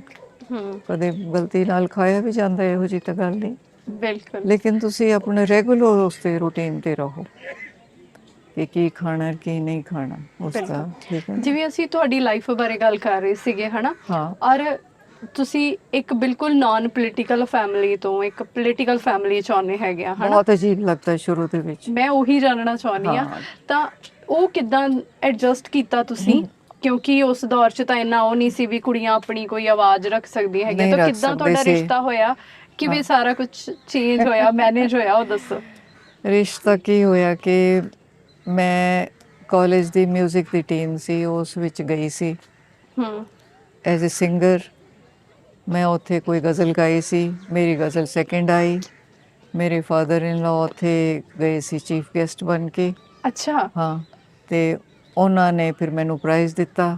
फिर पूछा कि कुड़ी किहदी है, उन्होंने कहा जी जाटों की लड़की है और इसके फादर वहाँ पे ये सेंट्रल गवर्नमेंट का वो है दफ्तर एग्रीकल्चर का, अच्छा। तो उसमें क्लास 1 ऑफिसर लगे हुए हैं, ये नाम है उनका। तो बोले अच्छा। फिर इन्होंने मेरे जेठ को भेजा। अच्छा, ਤੁਹਾਡੇ ਸਹੁਰਾ ਸਾਹਿਬ ਨੇ ਤੁਹਾਡੇ ਜੇਠ ਨੂੰ ਭੇਜਿਆ? जेठ ਨੂੰ ਭੇਜਿਆ ਕਿ ਵੀ ਜਾ ਤੂੰ ਇਹ ਕੁੜੀ ਦਾ ਰਿਸ਼ਤਾ ਲੈ ਕੇ ਜਾ, ਮੁੰਡੇ ਦਾ ਰਿਸ਼ਤਾ ਲੈ ਕੇ ਜਾ ਤੇ ਕਹੇ ਵੀ ਸਾਨੂੰ ਇਹ ਕੁੜੀ ਚਾਹੀਦੀ ਹੈ। ਹੂੰ ਫਲਾਂ ਡਾਕਟਰ ਨੂੰ ਮਿਲ ਜਾ ਕੇ, ਡਾਕਟਰ ਸਾਂਗਵਾਨ ਸੀਗਾ ਉੱਥੇ। ਡਾਕਟਰ ਅੱਛਾ। ਸਾਂਗਵਾਨ ਨੇ ਕਿਹਾ ਜੀ ਉਹ ਬੰਦਾ ਜਿਹੜਾ ਹੈ ਨਾ ਉਹ ਅਕੜੂ ਜਿਹਾ ਹੈਗਾ, ਉਹ ਮੰਨੂਗਾ ਨਹੀਂ, ਤੇ ਤੁਸੀਂ ਰਹਿਣ ਦਿਓ, ਤੁਸੀਂ ਕਿਧਰੇ ਹੋਰ ਹੀ ਦੇਖੋ। ਕਿ ਨਹੀਂ, ਮੇਰੇ ਫਾਦਰ ਨੇ ਕਹਿ ਕੇ ਭੇਜਿਆ ਵੀ ਇਹੀ ਕੁੜੀ ਚਾਹੀਦੀ ਹੈ ਸਾਨੂੰ। ਅੱਛਾ। ਹਾਂ, ਫਿਰ ਉਹ ਵਿਚਾਰਾ ਕੀ ਕਰੇ, ਡਾਕਟਰ ਸਾਂਗਵਾਨ ਨੇ ਸਾਡੇ ਘਰ ਆਇਆ, ਉਹਨੇ ਕਿਹਾ ਜੀ ਡਾਕਟਰ ਸਾਹਿਬ, ਮੇਰੇ ਫਾਦਰ ਨੂੰ ਡਾਕਟਰ ਸਾਹਿਬ ਕਹਿੰਦੇ ਸੀ, ਹੂੰ ਕਿ ਇਸ ਤਰ੍ਹਾਂ ਗੱਲ ਹੈਗੀ, ਦੱਸੋ ਤੁਸੀਂ ਵੀ ਹਰਿਆਣੇ ਦੀ ਟੌਪ ਮੋਸਟ ਫੈਮਿਲੀ ਹੈਗੀ, ਉਹਨਾਂ ਦਾ ਮੁੰਡਾ ਹੈਗਾ, ਤੇ ਦੱਸੋ ਤੁਸੀਂ ਕੁੜੀ ਦਾ ਰਿਸ਼ਤਾ ਮੰਗਦੇ ਨੇ। ਹੂੰ ਬੋਲੇ ਨਾ ਬਈ ਮੈਨੂੰ ਇਹ ਪੋਲੀਟੀਕਲ ਫੈਮਲੀਆਂ ਪਸੰਦ ਨਹੀਂ ਹੈਗੀਆਂ, ਮੈਂ ਤਾਂ ਆਪਣੀ ਕੁੜੀ ਨੂੰ ਪੜ੍ਹਾਉਣਾ ਹੈਗਾ, ਤੇ ਆਪਣੇ ਪੈਰਾਂ ਤੇ ਖੜੀ ਹੋ ਜਾਵੇ ਫਿਰ ਮੈਂ ਦੇਖਾਂਗਾ ਕਿੱਥੇ ਕਰਨਾ ਹੈ। ਬਸ ਫਿਰ ਇਹਨਾਂ ਨੇ ਪਿੱਛਾ ਨਹੀਂ ਛੱਡਿਆ ਜੀ। ਇਹਨਾਂ ਦਾ ਮੇਰੇ ਫਾਦਰ ਦਾ ਕੋਈ ਕਲਾਸ ਫੈਲੋ ਸੀਗਾ ਜਿਹੜਾ ਰਸ਼ੀਆ ਅੱਛਾ। ਰੇਡੀਓ ਸਟੇਸ਼ਨ ਦੇ ਵਿੱਚ ਅਨਾਉਂਸਰ ਲੱਗਿਆ ਹੋਇਆ ਸੀ। ਉਹਦਾ ਨਾਮ ਸੀ ਪਤਾ ਨਹੀਂ ਕੀ, ਦਲਬੀਰ ਸਿੰਘ ਜਾਂ ਕੁਛ ਇਸ ਤਰ੍ਹਾਂ, ਕੁਲਬੀਰ ਸਿੰਘ, ਪਤਾ ਨਹੀਂ ਇਸ ਤਰ੍ਹਾਂ ਕੁਝ ਨਾਂ ਸੀਗਾ। ਹੂੰ ਉਹਨੂੰ ਕਿਹਾ ਵੀ ਇਸ ਤਰ੍ਹਾਂ ਤੇਰੇ ਦੋਸਤ ਦੀ ਕੁੜੀ ਸਾਨੂੰ ਪਸੰਦ ਹੈ, ਹੂੰ ਤੇ ਉਹ ਤੇਰੇ ਦੋਸਤ ਨੂੰ ਸਮਝਾ ਕੇ ਉਹ ਰਿਸ਼ਤਾ ਅਸੀਂ ਕਰਨਾ ਚਾਹ ਰਹੇ ਹਾਂ। ਹੂੰ ਫਿਰ ਉਹਨੇ ਦੋਸਤ ਨੇ ਮੇਰੇ ਫਾਦਰ ਨੂੰ ਕਿਹਾ, ਤੇ ਮੇਰੇ ਫਾਦਰ ਨੇ ਬਣਾ ਰੱਖਿਆ ਸੀ ਲੋਕਲ ਗਾਰਡੀਅਨ ਉਹਦੇ ਛੋਟੇ ਭਰਾ ਨੂੰ। ਹੂੰ ਉਹਦਾ ਛੋਟਾ ਭਰਾ ਨੇ ਫਿਰ ਸਾਨੂੰ ਮਿਲਵਾਇਆ। ਜਦੋਂ ਮੈਨੂੰ ਪਹਿਲੀ ਦਫਾ ਪਤਾ ਲੱਗਿਆ ਕਿ ਜੀ ਇਹ ਤਾਂ ਮੇਰੇ ਰਿਸ਼ਤੇ ਦੀ ਗੱਲ ਚੱਲ ਰਹੀ ਹੈ, ਤੇ ਮੈਂ ਕਿਹਾ ਮੈਂ ਤਾਂ ਨਹੀਂ ਕਰਨਾ ਸ਼ਾਦੀ। ਅੱਛਾ। ਮੈਂ ਕਿਹਾ ਮੇਰੀ ਵੱਡੀ ਭੈਣ ਹੈ, ਇਹਦੇ ਨਾਲ ਕਰ ਲਿਓ, ਕਿਉਂਕਿ ਮੈਂ 3rd ਨੰਬਰ ਸੀ ਫੈਮਿਲੀ ਦੇ ਵਿੱਚ, ਬੱਚਾ ਜਿਹੜੀ ਸੀ, ਹਾਂ ਤੇ ਉਮਰ ਵੀ ਮੇਰੀ 17 ਸਾਲ ਸੀ।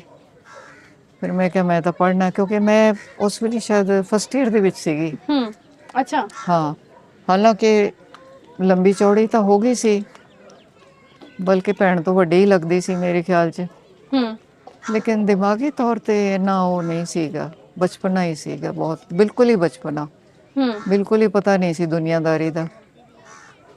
ਤੇ ਫਿਰ ਵੀ ਲੇਕਿਨ ਮੇਰੇ ਹਸਬੈਂਡ ਕਹਿਣ ਲੱਗੇ, ਉਹ 10 ਸਾਲ ਵੱਡੇ ਸੀ ਮੇਰੇ ਤੋਂ, ਤਾਂ ਚਲੋ ਹੂੰ ਪ੍ਰੈਸ਼ਰ ਅੰਡਰ ਕਹਿ ਲਓ ਤੁਸੀਂ ਕਿ ਉਹ ਸ਼ਾਦੀ ਹੋ ਗਈ। ਅੱਛਾ। ਹਾਂ, ਹੂੰ ਸ਼ਾਦੀ ਹੋ ਗਈ, ਤੇ ਲੇਕਿਨ ਉਹ ਜਿਹੜਾ ਰਿਸ਼ਤਾ ਹੈ ਨਾ, ਸਮਹਾਓ ਮਤਲਬ ਮੇਰੇ ਖਿਆਲ 'ਚ 5 ਸਾਲ ਤੋਂ ਜ਼ਿਆਦਾ ਏਜ ਡਿਫਰੈਂਸ ਨਹੀਂ ਹੋਣਾ ਚਾਹੀਦਾ। ਅੱਛਾ। ਇੱਕ ਇੰਨਾ ਮੈਚੋਰ, ਇੱਕ ਤਾਂ ਬਿਲਕੁਲ ਮੈਚੋਰ ਮਾਈਂਡ, ਹਾਂ ਇੱਕ ਬਿਲਕੁਲ ਬੱਚਾ, ਤੇ ਉਹ ਕਿਤੇ ਬੈਲੈਂਸ ਨਹੀਂ ਹੋ ਪਾਉਂਦਾ। ਹਾਂ ਜਦੋਂ ਮੈਚੋਰ ਹੁੰਦਾ ਹੈ ਉਹ ਬੱਚਾ, ਉਹਦਾ ਤਾਂ ਬਹੁਤ ਦੇਰ ਹੋ ਚੁੱਕੀ ਹੁੰਦੀ ਹੈ। ਹੂੰ ਤਾਂ ਠੀਕ ਹੈ ਤੁਹਾਡੇ ਨਾ। ਹਸਬੈਂਡ ਦੀ ਕਿੰਨੀ ਉਮਰ ਸੀ? ਉਹ 27 ਸੀ, ਹੂੰ ਤੇ ਮੈਂ 17 ਸੀ।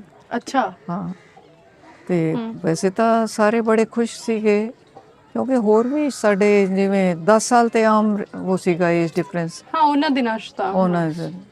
ਲੇਕਿਨ ਪਤਾ ਨਹੀਂ ਫੈਮਿਲੀ ਕਰਕੇ ਜਾਂ ਸਰਾਊਂਡਿੰਗ ਕਰਕੇ ਜਾਂ ਕੀ, ਜਾਂ ਤਾਂ ਮਾਹੌਲ ਉਸੇ ਤਰ੍ਹਾਂ ਦਾ ਹੋਣਾ ਚਾਹੀਦਾ ਹੈ। ਹੂੰ ਜੇ ਤੁਸੀਂ ਉਹੋ ਜਿਹੀ ਫੈਮਿਲੀ ਦੇ ਵਿੱਚ, ਕਿਉਂਕਿ ਪੋਲੀਟੀਕਲ ਫੈਮਿਲੀ, ਮੈਂ ਤਾਂ ਨੌਕਰੀ ਪੇਸ਼ਾ ਵਾਲੇ ਘਰੋਂ ਚੋਂ ਗਈ ਸੀ, ਤੇ ਜਿਵੇਂ ਇੱਥੇ ਮੈਨੂੰ ਇਹ ਸਾਰੇ ਕੋਈ ਨੌਕਰੀ ਤੇ ਨਹੀਂ ਜਾਵੇ, ਕੋਈ ਕੁਝ ਨਹੀਂ ਜਾਵੇ, ਮੈਨੂੰ ਅਚੰਭਾ ਆਵੇ ਸਵੇਰੇ ਉੱਠ ਕੇ। ਅੱਛਾ ਬਹੁਤ ਟਾਈਮ ਲੱਗਿਆ ਮੈਨੂੰ ਆਪਣੇ ਆਪ ਨੂੰ ਐਡਜਸਟ ਕਰਨ 'ਚ, ਹੂੰ ਬਟ ਦੇ ਵਰ ਨਾਈਸ ਪੀਪਲ, ਐਡਜਸਟ ਹੋ ਗਈ ਮੈਂ। ਬਚਪਨਾ ਸੀ, ਉਹਨਾਂ ਨੂੰ ਸਮਝ ਆ ਗਈ ਸੀ ਕਿ ਇਹ ਬੱਚਾ ਹੈ ਜੀ, ਹਾਂ ਵੀ ਇਹਨੂੰ ਸਮਝ ਹਾਂ ਨਹੀਂ ਹੈ। ਇਹਨੂੰ ਨਹੀਂ ਸਮਝ ਆਈ। ਹੂੰ ਹਾਂ ਮੇਰੇ ਪਰ ਫਿਰ ਵੀ ਕਦੇ ਕੋਈ ਮੁਸ਼ਕਿਲਾਂ ਆਈਆਂ ਜਾਂ ਕਦੇ ਤੁਸੀਂ ਆਪਣੇ ਮਾਪਿਆਂ ਨਾਲ ਗਿਲਾ ਕੀਤਾ ਵੀ ਤੁਸੀਂ ਮੇਰਾ ਵਿਆਹ ਇੱਕ ਵੱਖਰੇ ਪਰਿਵਾਰ 'ਚ ਕਰ ਦਿੱਤਾ ਹੈਗਾ ਜਾਂ ਕਿਵੇਂ?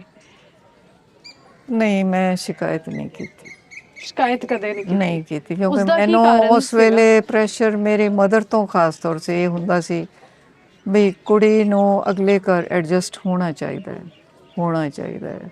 ਉਹ ਪ੍ਰੈਸ਼ਰ ਜਿਹੜਾ ਹੁੰਦਾ ਸੀ, ਉਹ ਪ੍ਰੈਸ਼ਰ ਫਿਰ ਤੁਹਾਡੀਆਂ ਹੋਰ ਤਕਲੀਫਾਂ ਨੂੰ ਦੱਬ ਦਿੰਦਾ ਸੀ ਹੂੰ ਕਿ ਵੀ ਕੁਝ ਵੀ ਹੋ ਤੁਹਾਨੂੰ ਖੁਦ ਹੀ ਸੋਲਵ ਕਰਨੀ ਹੈ ਇਹ ਪ੍ਰੋਬਲਮ। ਇੱਕ ਤਰ੍ਹਾਂ ਤੋਂ ਤਾਂ ਬਹੁਤ ਅੱਛਾ ਹੈ, ਪਰ ਇੱਕ ਤਰ੍ਹਾਂ ਤੋਂ ਹੂੰ ਅਹ, ਵੀ ਥੋੜਾ ਰਹਿੰਦਾ ਹਾਂ, ਸੀਗਾ। ਰਹਿੰਦਾ ਸੀ।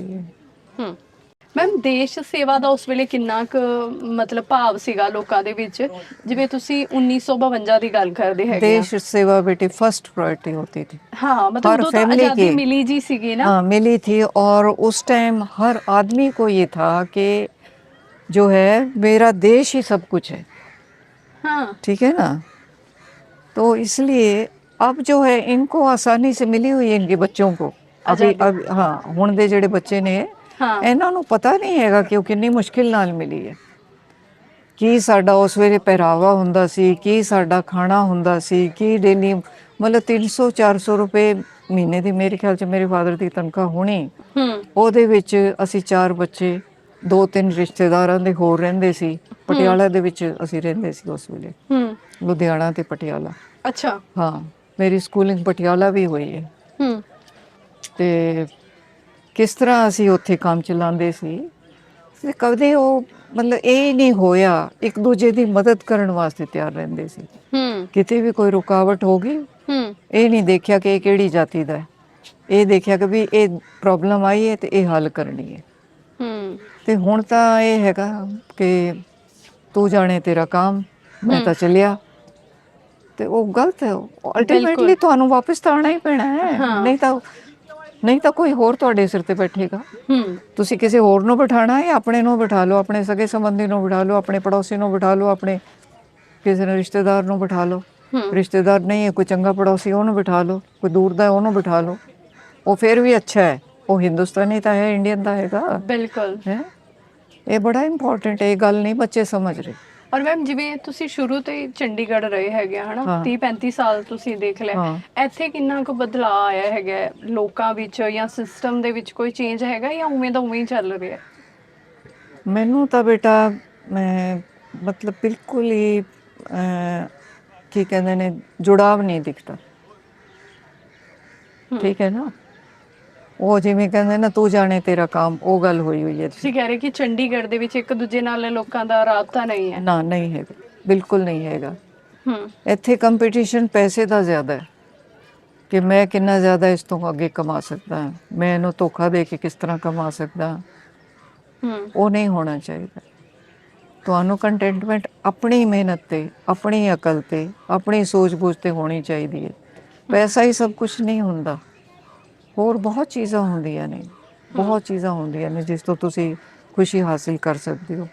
ਮੈਮ ਜਿਵੇਂ ਇੱਥੇ ਮੈਂ ਵੀ ਕਲਚਰ ਦੇਖਿਆ ਕਿ ਲੋਕ ਇੱਕ ਦੂਜੇ ਨਾਲ ਬਹੁਤ ਘੱਟ ਮਿਲਦੇ ਵਰਤਦੇ ਹੈ ਹਾਂ ਤਾਂ ਹਨਾ, ਜਾਂ ਜੇ ਕੋਈ ਮਿਲਦੇ ਵਰਤੇ ਬਹੁਤ ਸਾਲਾਂ ਦੇ ਜੇ ਉਹਨਾਂ ਦੇ ਕੋਈ ਸੰਬੰਧ ਨੇ ਤਾਂ ਮਿਲਦੇ ਆ, ਨਵੇਂ ਲੋਕਾਂ ਨਾਲ ਰਾਬਤਾ ਜੋੜਦੇ ਨਹੀਂ ਹੈਗੇ ਹਾਂ, ਹਨਾ। ਨਹੀਂ ਜੁੜਦੇ, ਉਹ ਪਸੰਦ ਵੀ ਨਹੀਂ ਕਰਦੇ। ਉਹ ਜਿਹਦੇ ਤੁਸੀਂ ਜਾਣਾ ਚਾਹੋ ਉਹ ਅਗਲੇ ਵੀ ਨਹੀਂ ਪਸੰਦ ਕਰਦੇ ਕਿ ਵੀ ਰੋਜ਼ ਆਇਆ ਰਹਿੰਦਾ। ਉਹ ਫਿਰ ਇਹ ਵੀ ਕਹਿੰਦੇ ਨੇ ਨਾ ਉਹਦਾ ਫਾਇਦਾ ਕੋਈ ਨਹੀਂ ਹੈਗਾ। ਇੱਥੇ ਮੇਰੀ 9 ਸੈਕਟਰ ਨਣਦ ਰਹਿੰਦੀ ਸੀ, ਨਨਾਣ, ਹੁਣ ਤਾਂ ਦਿੱਲੀ ਚਲੀ ਗਈ, 90 ਈਅਰ ਓਲਡ। ਉਹਦਾ 2 ਟਾਈਮ ਫੋਨ ਮੈਨੂੰ ਡੇਲੀ ਆਉਂਦਾ ਹੈ, भाभी क्या हाल है, ठीक हो? हाँ दीदी ठीक है। अच्छा यहाँ ये हो रहा है, ये हो रहा है, ये हो रहा है। ਨਣਦਾਂ ਤੇ ਮੇਰੀਆਂ ਹੋਰ ਵੀ 3 ਹੋਰ ਹੈਗੀਆਂ ਨੇ, ਉਹ ਤਾਂ ਨਹੀਂ ਪੁੱਛਦੀਆਂ, ਠੀਕ ਹੈ। ਉਹਨਾਂ ਦੇ ਬੱਚੇ ਆਉਂਦੇ ਨੇ ਇੱਥੇ, ਮਾਮੀ ਜੀ ਮਾਮੀ ਜੀ ਮਾਮੀ ਜੀ, ਉਹਨਾਂ ਦਾ ਇੱਕ ਬੇਟਾ ਇੱਥੇ ਏਡੀਸੀ ਰਿਹਾ ਹੋਇਆ। ਪਰ ਇੱਕ ਜਦੋਂ ਕੱਲੀ ਇੱਕ ਲੇਡੀ ਆਪਣੀ, ਇਹ ਵੀ ਇਸ ਉਮਰ ਦੇ ਵਿੱਚ ਜਦੋਂ ਕੱਲੇ, ਹਾਂ ਜਿਵੇਂ ਤੁਸੀਂ ਕਹਿ ਰਹੇ ਵੀ ਘਰ 'ਚ ਵੀ ਮੈਂ ਕੱਲੇ ਰਹਿੰਦੀ ਆ, ਹਾਂ ਤੇ ਬਿਲਕੁਲ। ਉਹ ਕਿਦਾਂ ਦਾ ਸਟਰਗਲ ਰਹਿੰਦਾ ਹੈਗਾ? ਉਹ ਸਟਰਗਲ ਬੇਟਾ ਸ਼ੁਰੂ ਵਿੱਚ ਤਾਂ ਬੜੀ ਮੁਸ਼ਕਿਲ ਹੋਈ, ਹੂੰ ਜਦੋਂ ਹਸਬੈਂਡ ਗਏ। ਹੂੰ ਫਿਰ ਮੈਨੂੰ ਬੱਚਿਆਂ ਨੇ ਕਿਹਾ ਕਿ ਮੰਮੀ ਬ੍ਰਹਮ ਕੁਮਾਰੀ ਜਾਓ ਤੁਸੀਂ, ਜਾਂ ਤੁਸੀਂ ਮੰਦਿਰ ਜਾਓ ਜੀ, ਤੁਸੀਂ ਕਿ ਉੱਥੇ ਜਾਓ। ਮੇਰੇ ਸਹੁਰੇ ਨੇ ਬੜੀ ਸਖਤੀ ਨਾਲ ਮਨਾ ਕੀਤਾ, ਬੇਟਾ ਗੁਰਦੁਆਰੇ ਮੰਦਿਰ ਨਾ ਚਲੇ ਜਾਏ। ਮੇਰੇ ਫਾਦਰ ਨੇ ਬੜਾ ਸਖਤੀ ਨਾਲ ਕਿਹਾ ਹੋਇਆ ਸੀ ਮੰਦਿਰ ਗੁਰਦੁਆਰੇ ਨਾ ਵੜ ਜਾਏ ਕਿਉਂ? ਨਾ, ਬਸ ਉਹ ਕਹਿੰਦੇ ਆਪਾਂ ਆਪਣੇ ਹੱਥ ਨਾਲ ਕਿਸੇ ਦਾ ਭਲਾ ਕਰ ਸਕੋ ਤਾਂ ਕਰ ਦਿਓ। ਅੱਛਾ। ਠੀਕ ਹੈ ਨਾ, ਰੱਬ ਜੇ ਹੈਗਾ ਤਾਂ ਉਹ ਦੇਖ ਰਿਹਾ ਹੈ, ਉਹ ਤੇਰੇ ਅੰਦਰ ਵੀ ਹੈ, ਤੇਰੇ ਘਰ ਦੇ ਵਿੱਚ ਵੀ ਹੈ। ਜੇ ਉਹ ਨਹੀਂ ਹੈਗਾ ਤੇ ਉਹ ਤੁਹਾਨੂੰ ਗੁਰਦੁਆਰੇ ਤੇ ਮੰਦਿਰ ਤੋਂ ਨਹੀਂ ਮਿਲੇਗਾ, ਉਹ ਪੱਥਰਾਂ ਨੂੰ ਕਿੰਨਾ ਹੀ ਲੱਭ ਲੈ ਤੂੰ ਜਾ ਕੇ। ਮੈਂ ਕਿਹਾ ਗੱਲ ਬਿਲਕੁਲ ਠੀਕ ਹੈ। ਤੇ ਫਿਰ ਅਸੀਂ ਤਾਂ ਬੇਟਾ ਆਪਣੇ ਘਰ ਦੇ ਵਿੱਚ ਹੀ ਜਿਹੜਾ ਹੈ ਨਾ, ਮੈਂ ਉਹ ਮੰਦਿਰ ਆਪਣੇ ਆਪ ਨੂੰ ਸੋਚਿਆ ਕਿ ਵੀ ਪਰਮਾਤਮਾ ਮੇਰੇ ਹੱਥ ਤੋਂ ਕਿਸੇ ਦਾ ਵੀ ਨੁਕਸਾਨ ਨਾ ਹੋਵੇ, ਆਪਣੇ ਹੱਥ ਤੋਂ ਹੀ ਕਰ ਜਾਵਾਂ ਜੋ ਵੀ ਕਰਾਂ, ਕਿਸੇ ਦਾ ਇੰਨਾ ਵੀ ਆਪਣੇ ਉਹ ਨਾ ਰੱਖਾਂ ਹੱਕ ਮਾਰ ਕੇ। ਠੀਕ ਹੈ ਨਾ, ਅੱਛਾ ਜਿੰਨਾ ਹੋ ਸਕੇ ਆਪਣੇ ਹੱਥ ਨਾਲ ਕਰ ਦਿਓ, ਇਹ ਹੈਗਾ। ਹਸਬੈਂਡ ਗਏ, ਬੜੀ ਦਿੱਕਤ ਆਈ ਸ਼ੁਰੂ ਦੇ ਵਿੱਚ। ਫਿਰ ਮੈਂ ਕਿਹਾ ਕਮਲੇਸ਼ ਵੱਖਰਾ ਆਇਆ ਸੀ, ਵੱਖਰਾ ਉਹਨੇ ਜਾਣਾ ਵੀ ਸੀਗਾ, ਮੈਂ ਵੀ ਇਕੱਲੀ ਆਈ, ਮੈਂ ਵੀ ਇਕੱਲੀ ਜਾਣਾ, ਫਿਰ ਰੋਣਾ ਕਾਹਦਾ ਹੈ ਬਈ। ਉਹਦੇ ਨਾਲ ਜਿੰਨੇ ਦਿਨ ਰਿਹਾ ਬਹੁਤ ਅੱਛਾ ਰਿਹਾ, ਜਿਹੜੀਆਂ ਅੱਛੀਆਂ ਗੱਲਾਂ ਸੀ ਉਹ ਵੀ ਯਾਦ ਰੱਖੋ। ਬਹੁਤ ਕਰਦੇ ਸਨ ਤੁਹਾਡੇ ਨਾਲ? ਸੈਂਸੀਬਲ ਸੀਗੇ ਬੰਦਾ, ਹਸਬੈਂਡ ਤਾਂ ਮੇਰਾ ਬਹੁਤ ਅੱਛਾ ਸੀ। ਹੂੰ ਇਹ ਬਸ ਉਸ ਵਰਗਾ ਕੋਈ ਹੈ ਹੀ ਨਹੀਂ ਹੋਰ। ਹੂੰ ਕਈਆਂ ਨੇ ਮੈਨੂੰ ਕਿਹਾ ਜਦੋਂ ਮੈਂ ਵਿਡੋ ਹੋਈ ਕਿ ਜੀ ਸ਼ਾਦੀ ਤੁਸੀਂ ਮੰਮੀ ਕਰਨਾ ਚਾਹੋ ਕਰ ਲਓ। ਮੇਰੀ ਬੇਟੀ ਕਹਿੰਦੀ ਹੈ ਅੱਛਾ। हाँ कि मम्मी जे कोई ठीक लगे तो देख लो। मैं बेटा क्या बात कर रही है, जैसा भी था वही था ਉਹਦੀ ਜਗ੍ਹਾ ਹੋਰ ਕੋਈ ਨਹੀਂ ਲੈ ਸਕਦਾ। ਅੱਛਾ, हाँ मैं ਤੁਹਾਡੀ कहना ਬੇਟੀ ਨੇ ਤੁਹਾਨੂੰ ਇਹ ਗੱਲ ਕਹੀ? हाँ मेरे बेटे ने भी कही अच्छा। हाँ कि मम्मी देख लो अगर आपको ठीक लगे तो। मैं कहा नहीं बेटा मेरे को ठीक वो ही लगा और उसके सिवाय और कोई ठीक लग ही नहीं सकता। और मैं कहा वो तुम दे गया, तुम दो बच्चे मेरे उससे हैं तो इससे फालतू मेरे को क्या चाहिए। और उन 2 बच्चों के आगे 5 बच्चे, 3 बेटी के 2 बेटे के, क्या चाहिए और मेरे को, मैं खुश हूँ। उनसे दोस्त की तरह ਪਰ बात ਜਿਵੇਂ करती ਇਸ हूँ। ਉਮਰ ਦੇ ਵਿੱਚ ਬੜਾ ਹੁੰਦਾ ਇਮੋਸ਼ਨਲ ਵੀ, ਕੋਈ ਸਾਨੂੰ ਸੁਣੇ, ਜਿਵੇਂ ਅਸੀਂ ਆਮ ਤੌਰ ਤੇ ਦੇਖਦੇ ਹਾਂ ਹਨਾ। हाँ ਮੈਂ ਜਿਵੇਂ ਪਿੰਡਾਂ 'ਚ ਜਾ ਕੇ ਪ੍ਰੋਗਰਾਮ ਕਰਦੀ ਤਾਂ ਬਜ਼ੁਰਗ ਬੜੇ ਫੈਮਲੀਜ਼ ਤੇ ਨਿਰਭਰ ਜੇ ਹੋ ਜਾਂਦੇ ਹੈਗੇ ਆ। हाँ ਤੇ ਤੁਹਾਨੂੰ ਕਦੇ ਉਹ ਚੀਜ਼ਾਂ ਦਾ ਨਹੀਂ ਮਹਿਸੂਸ ਹੁੰਦਾ ਵੀ ਕੱਲ ਨੂੰ ਮੈਂ ਜੇ ਨਿਰਭਰ ਹੋਣਾ ਹੋਇਆ ਵੀ ਮੈਂ ਕਿਵੇਂ ਕਿਸੇ ਤੇ ਹੋਊਂਗੀ? नहीं, मैं अपने आप ਨੂੰ बेटे समझा लिया कि मैं बेटे ਨੂੰ ਵੀ कहता और ਤੇ बेटी ਨੂੰ ਵੀ ਕਹਿ ਰੱਖਿਆ ਹੈ ਕਿ बेटा ਮੇਰੀ ਬੇਟੀ ਨੇ ਬੜੀ ਕੋਸ਼ਿਸ਼ ਕੀਤੀ ਕਿ ਮੰਮੀ ਅਮਰੀਕਾ ਆ ਜਾਓ, ਮੈਂ ਇੱਥੇ ਦੇਖਭਾਲ ਕਰ ਲਾਂਗੀ। ਮੈਂ ਕਿਹਾ ਨਹੀਂ ਬੇਟਾ ਮੈਂ ਇੱਥੇ ਖੁਸ਼ ਹਾਂ, ਆਪਣੀ ਗੱਡੀ ਚੁੱਕੀ ਜਿੱਥੇ ਜਾਣਾ ਹੁੰਦਾ ਚਲੀ ਜਾਂਦੀ ਹੈ, ਪੀਰ ਜਾਣਾ ਸਹੁਰੇ ਜਾਣਾ ਜਿੱਥੇ ਵੀ ਜਾਣਾ ਫਟ ਤੋਂ ਚਲੀ ਜਾਂਦੀ ਹੈ, ਫਰੈਂਡ ਦੇ ਜਾਣਾ ਕੋਈ ਦਿੱਕਤ ਨਹੀਂ। ਮੈਂ ਕਿਹਾ ਨਹੀਂ ਮੈਂ ਬੰਧਨ 'ਚ ਨਹੀਂ ਬੰਧ ਸਕਦੀ। ਬੇਟੇ ਨੂੰ ਕਿਹਾ ਮੈਂ ਕਿਹਾ ਬੇਟਾ ਆਖਰੀ ਟਾਈਮ ਜਦੋਂ ਆਏਗਾ ਦੇਖ ਲਈ ਐਂਬੂਲੈਂਸ ਬੁਲਾ ਕੇ ਤਾਂ ਆਪਣਾ ਭੇਜ ਦੀ ਮੈਂ ਕਿਹਾ ਮਰੇ ਪਿੱਛੋਂ ਇਹ ਨਹੀਂ ਪਤਾ ਲੱਗਦਾ ਕਿ ਤੁਸੀਂ ਕਿੱਥੇ ਪਏ ਹੋ। ਅੱਛਾ, ਹੈਂ? ਤੁਸੀਂ ਐਵੇਂ ਨਹੀਂ ਰੱਖਿਆ ਵੀ ਨਾ ਮੈਂ ਜੇ ਜਾਵਾਂ ਤੇ ਇਹਨੂੰ ਇੰਨਾ ਵੱਡਾ ਕਰ ਦਿਓ? ਨਾ ਨਾ ਨਾ, ਮੈਂ ਉਹਨਾਂ ਨੂੰ ਇਮੋਸ਼ਨਲੀ ਉਹ ਨਹੀਂ ਕਰਨਾ ਚਾਹੁੰਦੀ ਕਿਸੇ ਨੂੰ। ਮੈਂ ਕਿਹਾ ਨਹੀਂ ਠੀਕ ਹੈ ਬੇਟਾ ਜੋ ਕੁਛ ਹੈ ਬਿਲਕੁਲ ਬੜੀਆ, ਲਾਈਫ ਆਪਣੀ ਇੰਜੋਏ ਕਰੋ। ਜ਼ਿੰਮੇਵਾਰੀ ਇਹ ਤੁਹਾਡੇ ਦਿਲ ਵਿੱਚੋਂ ਨਿਕਲਣਾ ਚਾਹੀਦਾ ਕਿ ਸਾਡੀ ਮਾਂ ਨੂੰ ਸਾਡੀ ਲੋੜ ਹੈ ਕਿ ਨਹੀਂ ਹੈ। ਮੈਂ ਜੇ ਕਹਾ ਕੇ ਤੁਹਾਨੂੰ ਕਹਾਂ, ਮੇਰੀ ਜ਼ਿੰਮੇਵਾਰੀ ਹਰ ਚੀਜ਼ ਦੀ ਆਪਣੀ ਖੁਦ ਚੁੱਕੀ ਰੱਖਦੀ ਹਾਂ। ਫਾਈਨੈਂਸ਼ੀਅਲੀ ਇੰਡੀਪੈਂਡੈਂਟ ਹਾਂ ਮੈਂ, ਫਿਜ਼ੀਕਲੀ ਹੈਗੀ ਹਾਂ, ਤੇ ਮੈਨੂੰ ਫਿਰ ਹੋਰ ਕੀ ਚਾਹੀਦਾ। Why should I trouble them. ਇਕੱਲੇ ਰਹਿਣਾ ਸੌਖਾ ਹੁੰਦਾ ਜਾਂ ਔਖਾ ਹੁੰਦਾ? ਇਕੱਲੇ ਰਹਿਣਾ ਬੇਟੇ ਕਈ ਚੀਜ਼ਾਂ ਵਿੱਚ ਸੌਖਾ ਵੀ ਹੈ ਔਖਾ ਵੀ ਹੈ, ਦੋਵੇਂ ਗੱਲਾਂ ਹੈਗੀਆਂ ਨੇ। ਪਰ ਇਕੱਲੇ ਰਹਿਣਾ ਸ਼ੁਰੂ ਕਰਨ ਤੋਂ ਪਹਿਲਾਂ ਜਦੋਂ ਤੁਹਾਡਾ ਜੀਵਨ ਸਾਥੀ ਚਲਾ ਜਾਂਦਾ ਹੈ, ਹਾਂ ਕਿਉਂਕਿ ਸਭ ਤੇ ਇਹ ਆਉਂਦਾ ਹੈ, ਜਿਵੇਂ ਤੁਸੀਂ ਕਿਹਾ ਕਿ ਉਹ ਤੁਸੀਂ ਵੱਖਰਾ ਆਇਆ ਸੀ, ਹਾਂ ਤੁਸੀਂ ਵੱਖਰੇ ਆਏ ਹਨਾ। ਹਾਂ ਔਰ ਮੈਨੂੰ ਲੱਗਦਾ ਹਰ ਇੱਕ ਬੰਦੇ ਨੇ ਇਹ ਮੋੜ ਹੰਡਾਉਣਾ ਹੈ ਕਿ ਇੱਕ ਹੰਡਾਉਣਾ ਸਾਥੀ ਹੈ। ਨੇ ਵਿਛੜਨਾ ਹਾਂ ਵਿਛੜਨਾ ਹੈ। ਵਿਛੜਨਾ ਹੈ। ਕੀ ਸਮਝਾਉਣਾ ਪੈਂਦਾ ਮਨ ਨੂੰ? ਸਮਝਾਉਣਾ ਇਹ ਜ਼ਰੂਰੀ ਹੈਗਾ ਕਿ ਫਾਈਨੈਂਸ਼ੀਅਲੀ ਇੰਡੀਪੈਂਡੈਂਸ ਬਹੁਤ ਜ਼ਰੂਰੀ ਹੈ, ਬਹੁਤ ਜ਼ਿਆਦਾ ਜ਼ਰੂਰੀ ਹੈ। ਪ੍ਰੋਪਰਟੀ ਤੁਹਾਡੇ ਨਾਂ 'ਤੇ ਹੋਣੀ ਬਹੁਤ ਜ਼ਰੂਰੀ ਹੈ, ਠੀਕ ਹੈ ਨਾ। ਉਹੀ ਜਿਹੜੇ ਅੱਛੇ ਬੱਚੇ ਨੇ ਉਹੀ ਤੁਹਾਡੇ, ਕਿਉਂਕਿ ਉਹਨਾਂ ਦੇ ਜਿਹੜੀਆਂ ਅੱਗੇ ਆਉਂਦੀਆਂ ਨੇ ਨੂੰਹਾਂ ਉਹ ਇੰਨਾ ਸਿਰ ਘੁਮਾ ਦਿੰਦੇ ਨਾ, ਵਿਚਾਰੇ ਸਿੰਪਲ ਬੱਚੇ ਉਹ ਨਹੀਂ ਸਮਝ ਸਕਦੇ ਕੀ ਹੋ ਰਿਹਾ, ਠੀਕ ਹੈ ਨਾ। ਉਹ ਘਰ 'ਚ ਸ਼ਾਂਤੀ ਚਾਹੁੰਦੇ ਨੇ, ਸ਼ਾਂਤੀ ਚਾਹੁੰਦੇ ਨੇ ਤੇ ਫਿਰ ਉਹਦੀ ਪ੍ਰਾਈਸ ਪੇ ਕਰਨੀ ਪੈਂਦੀ ਹੈ। ਤੁਸੀਂ ਉਹਨਾਂ ਨੂੰ ਵੱਖਰਾ ਕਰ ਦਿਓ ਟਾਈਮ ਨਾਲ। ਜਿਵੇਂ ਤੁਸੀਂ ਇੱਕ ਹਾਂ ਬਹੁਤ ਸੋਹਣੀ ਮੇਰੇ ਨਾਲ ਐਗਜ਼ਾਮਪਲ ਸਾਂਝੀ ਕੀਤੀ ਵੀ ਹਾਂ ਤੁਸੀਂ ਆਪਣੇ ਦੋਨੋਂ ਬੱਚਿਆਂ, ਬੇਟੀ ਦੇ ਨਾਂ ਤੇ ਵੀ ਹਾਂ ਪ੍ਰਾਪਰਟੀ ਪ੍ਰਾਪਰਟੀ ਕੀਤੀ ਲਗਾਈ ਹੈ। ਔਰ ਬੇਟੇ ਦੇ ਨਾਂ ਤੇ ਵੀ ਪ੍ਰਾਪਰਟੀ ਹਾਂ ਲਗਾਤੀ। ਬਿਲਕੁਲ ਬਿਲਕੁਲ ਬਿਲਕੁਲ, ਦੋਵਾਂ ਦੇ ਇਸ ਬੇਟੇ ਦੇ ਨੂੰ। ਪਿੱਛੇ ਕੀ ਸੋਚ ਸੀ? ਬੇਟੀ ਤਾਂ ਆਪਣੇ ਘਰ ਚਲੀ ਗਈ, ਉਹਦੇ ਤੋਂ ਜੋ ਘਰ ਵਾਲੇ ਦਾ ਹੈਗਾ ਉਹਨੂੰ ਮਿਲ ਹੀ ਜਾਣਾ ਸੀ, ਤੁਹਾਨੂੰ ਕਿਉਂ ਲੱਗਾ ਵੀ ਇਹ ਕਰਨਾ ਚਾਹੀਦਾ? ਬੇਟਾ ਮੈਂ ਕੱਲ ਨੂੰ ਮੈਨੂੰ ਲੋੜ ਪੈਂਦੀ ਹੈ ਜਾਂ ਬੇਟੀ ਨੂੰ ਕੋਈ ਪ੍ਰੋਬਲਮ ਹੁੰਦੀ ਹੈ ਹੂੰ ਤਾਂ ਉਹਨੂੰ ਇਹ ਮੁੜ ਕੇ ਨਹੀਂ ਹੋਣਾ ਚਾਹੀਦਾ ਨਾ ਵੀ ਮੈਂ ਹੁਣ ਕਿੱਥੇ ਜਾਵਾਂ। ਠੀਕ ਹੈ ਨਾ, ਕਿੱਥੇ ਜਾਵਾਂ। ਉਹਨੂੰ ਇਹ ਹੋਣਾ ਚਾਹੀਦਾ ਮੇਰੇ ਪਾਸੇ ਵੀ ਤੇਰਾ ਇਹ ਟੁਕੜਾ ਪਿਆ ਜ਼ਮੀਨ ਦਾ। ਠੀਕ ਹੈ ਨਾ, ਮਾਂ ਜਦੋਂ ਤੱਕ ਜੀਵੇਗੀ ਮਾਂ ਉੱਥੇ ਰਹੇਗੀ, ਜਦੋਂ ਮਾਂ ਨਹੀਂ ਰਹੀ ਮਤਲਬ ਮਾਂ ਪਿਓ ਦੋਵੇਂ ਇਕੱਠੇ ਰਹਿਣਗੇ। ਹੂੰ ਜਦੋਂ ਉਹ ਨਹੀਂ ਰਹੇ ਉਹ ਟੁਕੜਾ ਤੇਰਾ ਹੈ। ਹੂੰ ਬੇਟੇ ਨੂੰ ਬੇਸ਼ੱਕ ਕਿੰਨੀ ਚੰਗੀ ਤੁਹਾਡੀ ਬਣਦੀ ਹੋਵੇ ਉਹਨੂੰ ਤੁਸੀਂ ਵੱਖਰਾ ਕਰ ਦਿਓ ਹੂੰ ਜਦੋਂ ਤੱਕ ਉਹਦੀ ਨੂੰਹ ਨਾ ਕਵੇ ਕਿ ਜੀ ਅਸੀਂ ਤੁਹਾਡੇ ਨਾਲ ਰਹਿਣਾ ਚਾਹੁੰਦੇ ਹਾਂ, ਇੱਜ਼ਤ ਦੇ ਨਾਲ ਰਹਿਣਾ ਚਾਹੁੰਦੇ ਹਾਂ। ਕਿਉਂਕਿ ਹੁਣ ਨੌਕਰ ਵੀ ਰੱਖਦੇ ਨੇ, ਉਹ ਵੀ ਪੈਸੇ ਲੈਂਦਾ, ਹੂੰ ਕੋਈ ਉਹਦੀ ਗਾਰੰਟੀ ਨਹੀਂ ਕਿ ਉਹ ਚੰਗੀ ਤਰ੍ਹਾਂ ਰੱਖੇਗਾ ਬੱਚਿਆਂ ਨੂੰ। ਬਿਲਕੁਲ। ਠੀਕ ਹੈ ਨਾ, ਜੇ ਮਾਪੇ ਦੀ ਤੁਸੀਂ ਸੇਵਾ ਕਰ ਦਿਓ, ਤੁਸੀਂ ਸਿਰਫ ਇੱਕ ਵਾਰ ਹੱਸ ਕੇ ਕਹਿ ਦਿਓ ਕਿ ਮੰਮੀ ਕੀ ਹਾਲ ਹੈ, ਉਹ ਤਾਂ ਇੰਨੇ ਵਿੱਚ ਹੀ ਖੁਸ਼ ਹੋ ਜਾਣਗੇ। ਹੈ ਸਹੁਰੇ ਨੂੰ ਤੁਸੀਂ ਪੁੱਛ ਲਓ ਪਾਪਾ ਠੀਕ ਹੋ ਤੁਸੀਂ, ਕੋਈ ਚਾਹੀਦਾ ਤਾਂ ਨਹੀਂ। ਇਹਨੇ ਉਹਨਾਂ ਨੂੰ ਕੁਝ ਨਹੀਂ ਚਾਹੀਦਾ, ਉਹਨਾਂ ਸਿਰਫ ਪਿਆਰ ਚਾਹੀਦਾ ਹੈ। ਜੇ ਤੁਸੀਂ ਪਿਆਰ ਹੀ ਨਹੀਂ ਦੇ ਸਕਦੇ ਤਾਂ ਬਾਕੀ ਤਾਂ ਚੀਜ਼ਾਂ ਇਮੈਟੀਰੀਅਲ ਨੇ ਬੇਟਾ। ਬਿਲਕੁਲ ਉਹ ਤੇ ਨਾ ਤੇ ਤੁਹਾਡੇ ਨਾਲ ਜਾਣੀਆਂ ਨਾ ਸਾਡੇ ਨਾਲ ਕਿਸੇ ਜਾਣੀਆਂ, ਨਾਲ ਵੀ ਨਹੀਂ ਕਿਸੇ ਜਾਣੀਆਂ। ਨਾਲ ਨਹੀਂ। ਇਹ ਸਿਰਫ ਪਿਆਰ ਪ੍ਰੇਮ ਹੀ ਜਾਣਾ ਜਿਹੜਾ ਜਾਣਾ। ਇਹਨੂੰ ਜਿੰਨਾ ਤੁਸੀਂ ਵੰਡ ਲਓ, ਜਿੰਨਾ ਤੁਸੀਂ ਸਮਝ ਲਓ, ਆਪਣੀ ਲਿਮਿਟ ਜਾਣੋ ਕਿ ਕੀ ਹੈਗੀ ਹੈ। ਹੂੰ ਮਾਂ ਪਿਓ ਨੂੰ ਖੁਸ਼ੀ ਨਾਲ ਰੱਖੋ, ਬੇਸ਼ੱਕ ਕਿੰਨੇ ਹੀ ਅੜਕ ਹੋਣ। ਹੂੰ ਮੇਰੀ ਇਹ ਸਲਾਹ ਹੈ, ਬਾਕੀ ਤਾਂ हर एक दी अपनी अपनी समझ है। लगी कि मैं तो जॉब करनी है, अभी मैंने दुनिया तो देखी ही नहीं है क्योंकि वो सबसे छोटी थी घर में और उसकी कज़न सब बड़ी बड़ी थी। तो वो सारी मुझे कहें कोई तो मामी जी और कोई चाची जी क्यों कर रहे हो इतनी छोटी की। मैंने कहा नहीं बेटा मेरी तो यही बड़ी है, यही छोटी है। इसकी मेरी 17 की हुई तो 22 तो बहुत बड़ी उम्र, तो करते हैं इसको, पढ़ाई भी पूरी हुई, MBA कर लिया इसने। हाँ कि नहीं इसको अभी 1-2 साल रहने दो। लड़का मुझे पसंद आया, देखा, बात करी मैंने कहा बेटा कैसे कैसे क्या है वहाँ पे तुझ रह रहा है अमेरिका में। उसने कहा कि मेरा खुद का घर तो नहीं है और पुरानी गाड़ी है सेकंड हैंड, और लेकिन मैं कर लूँगा।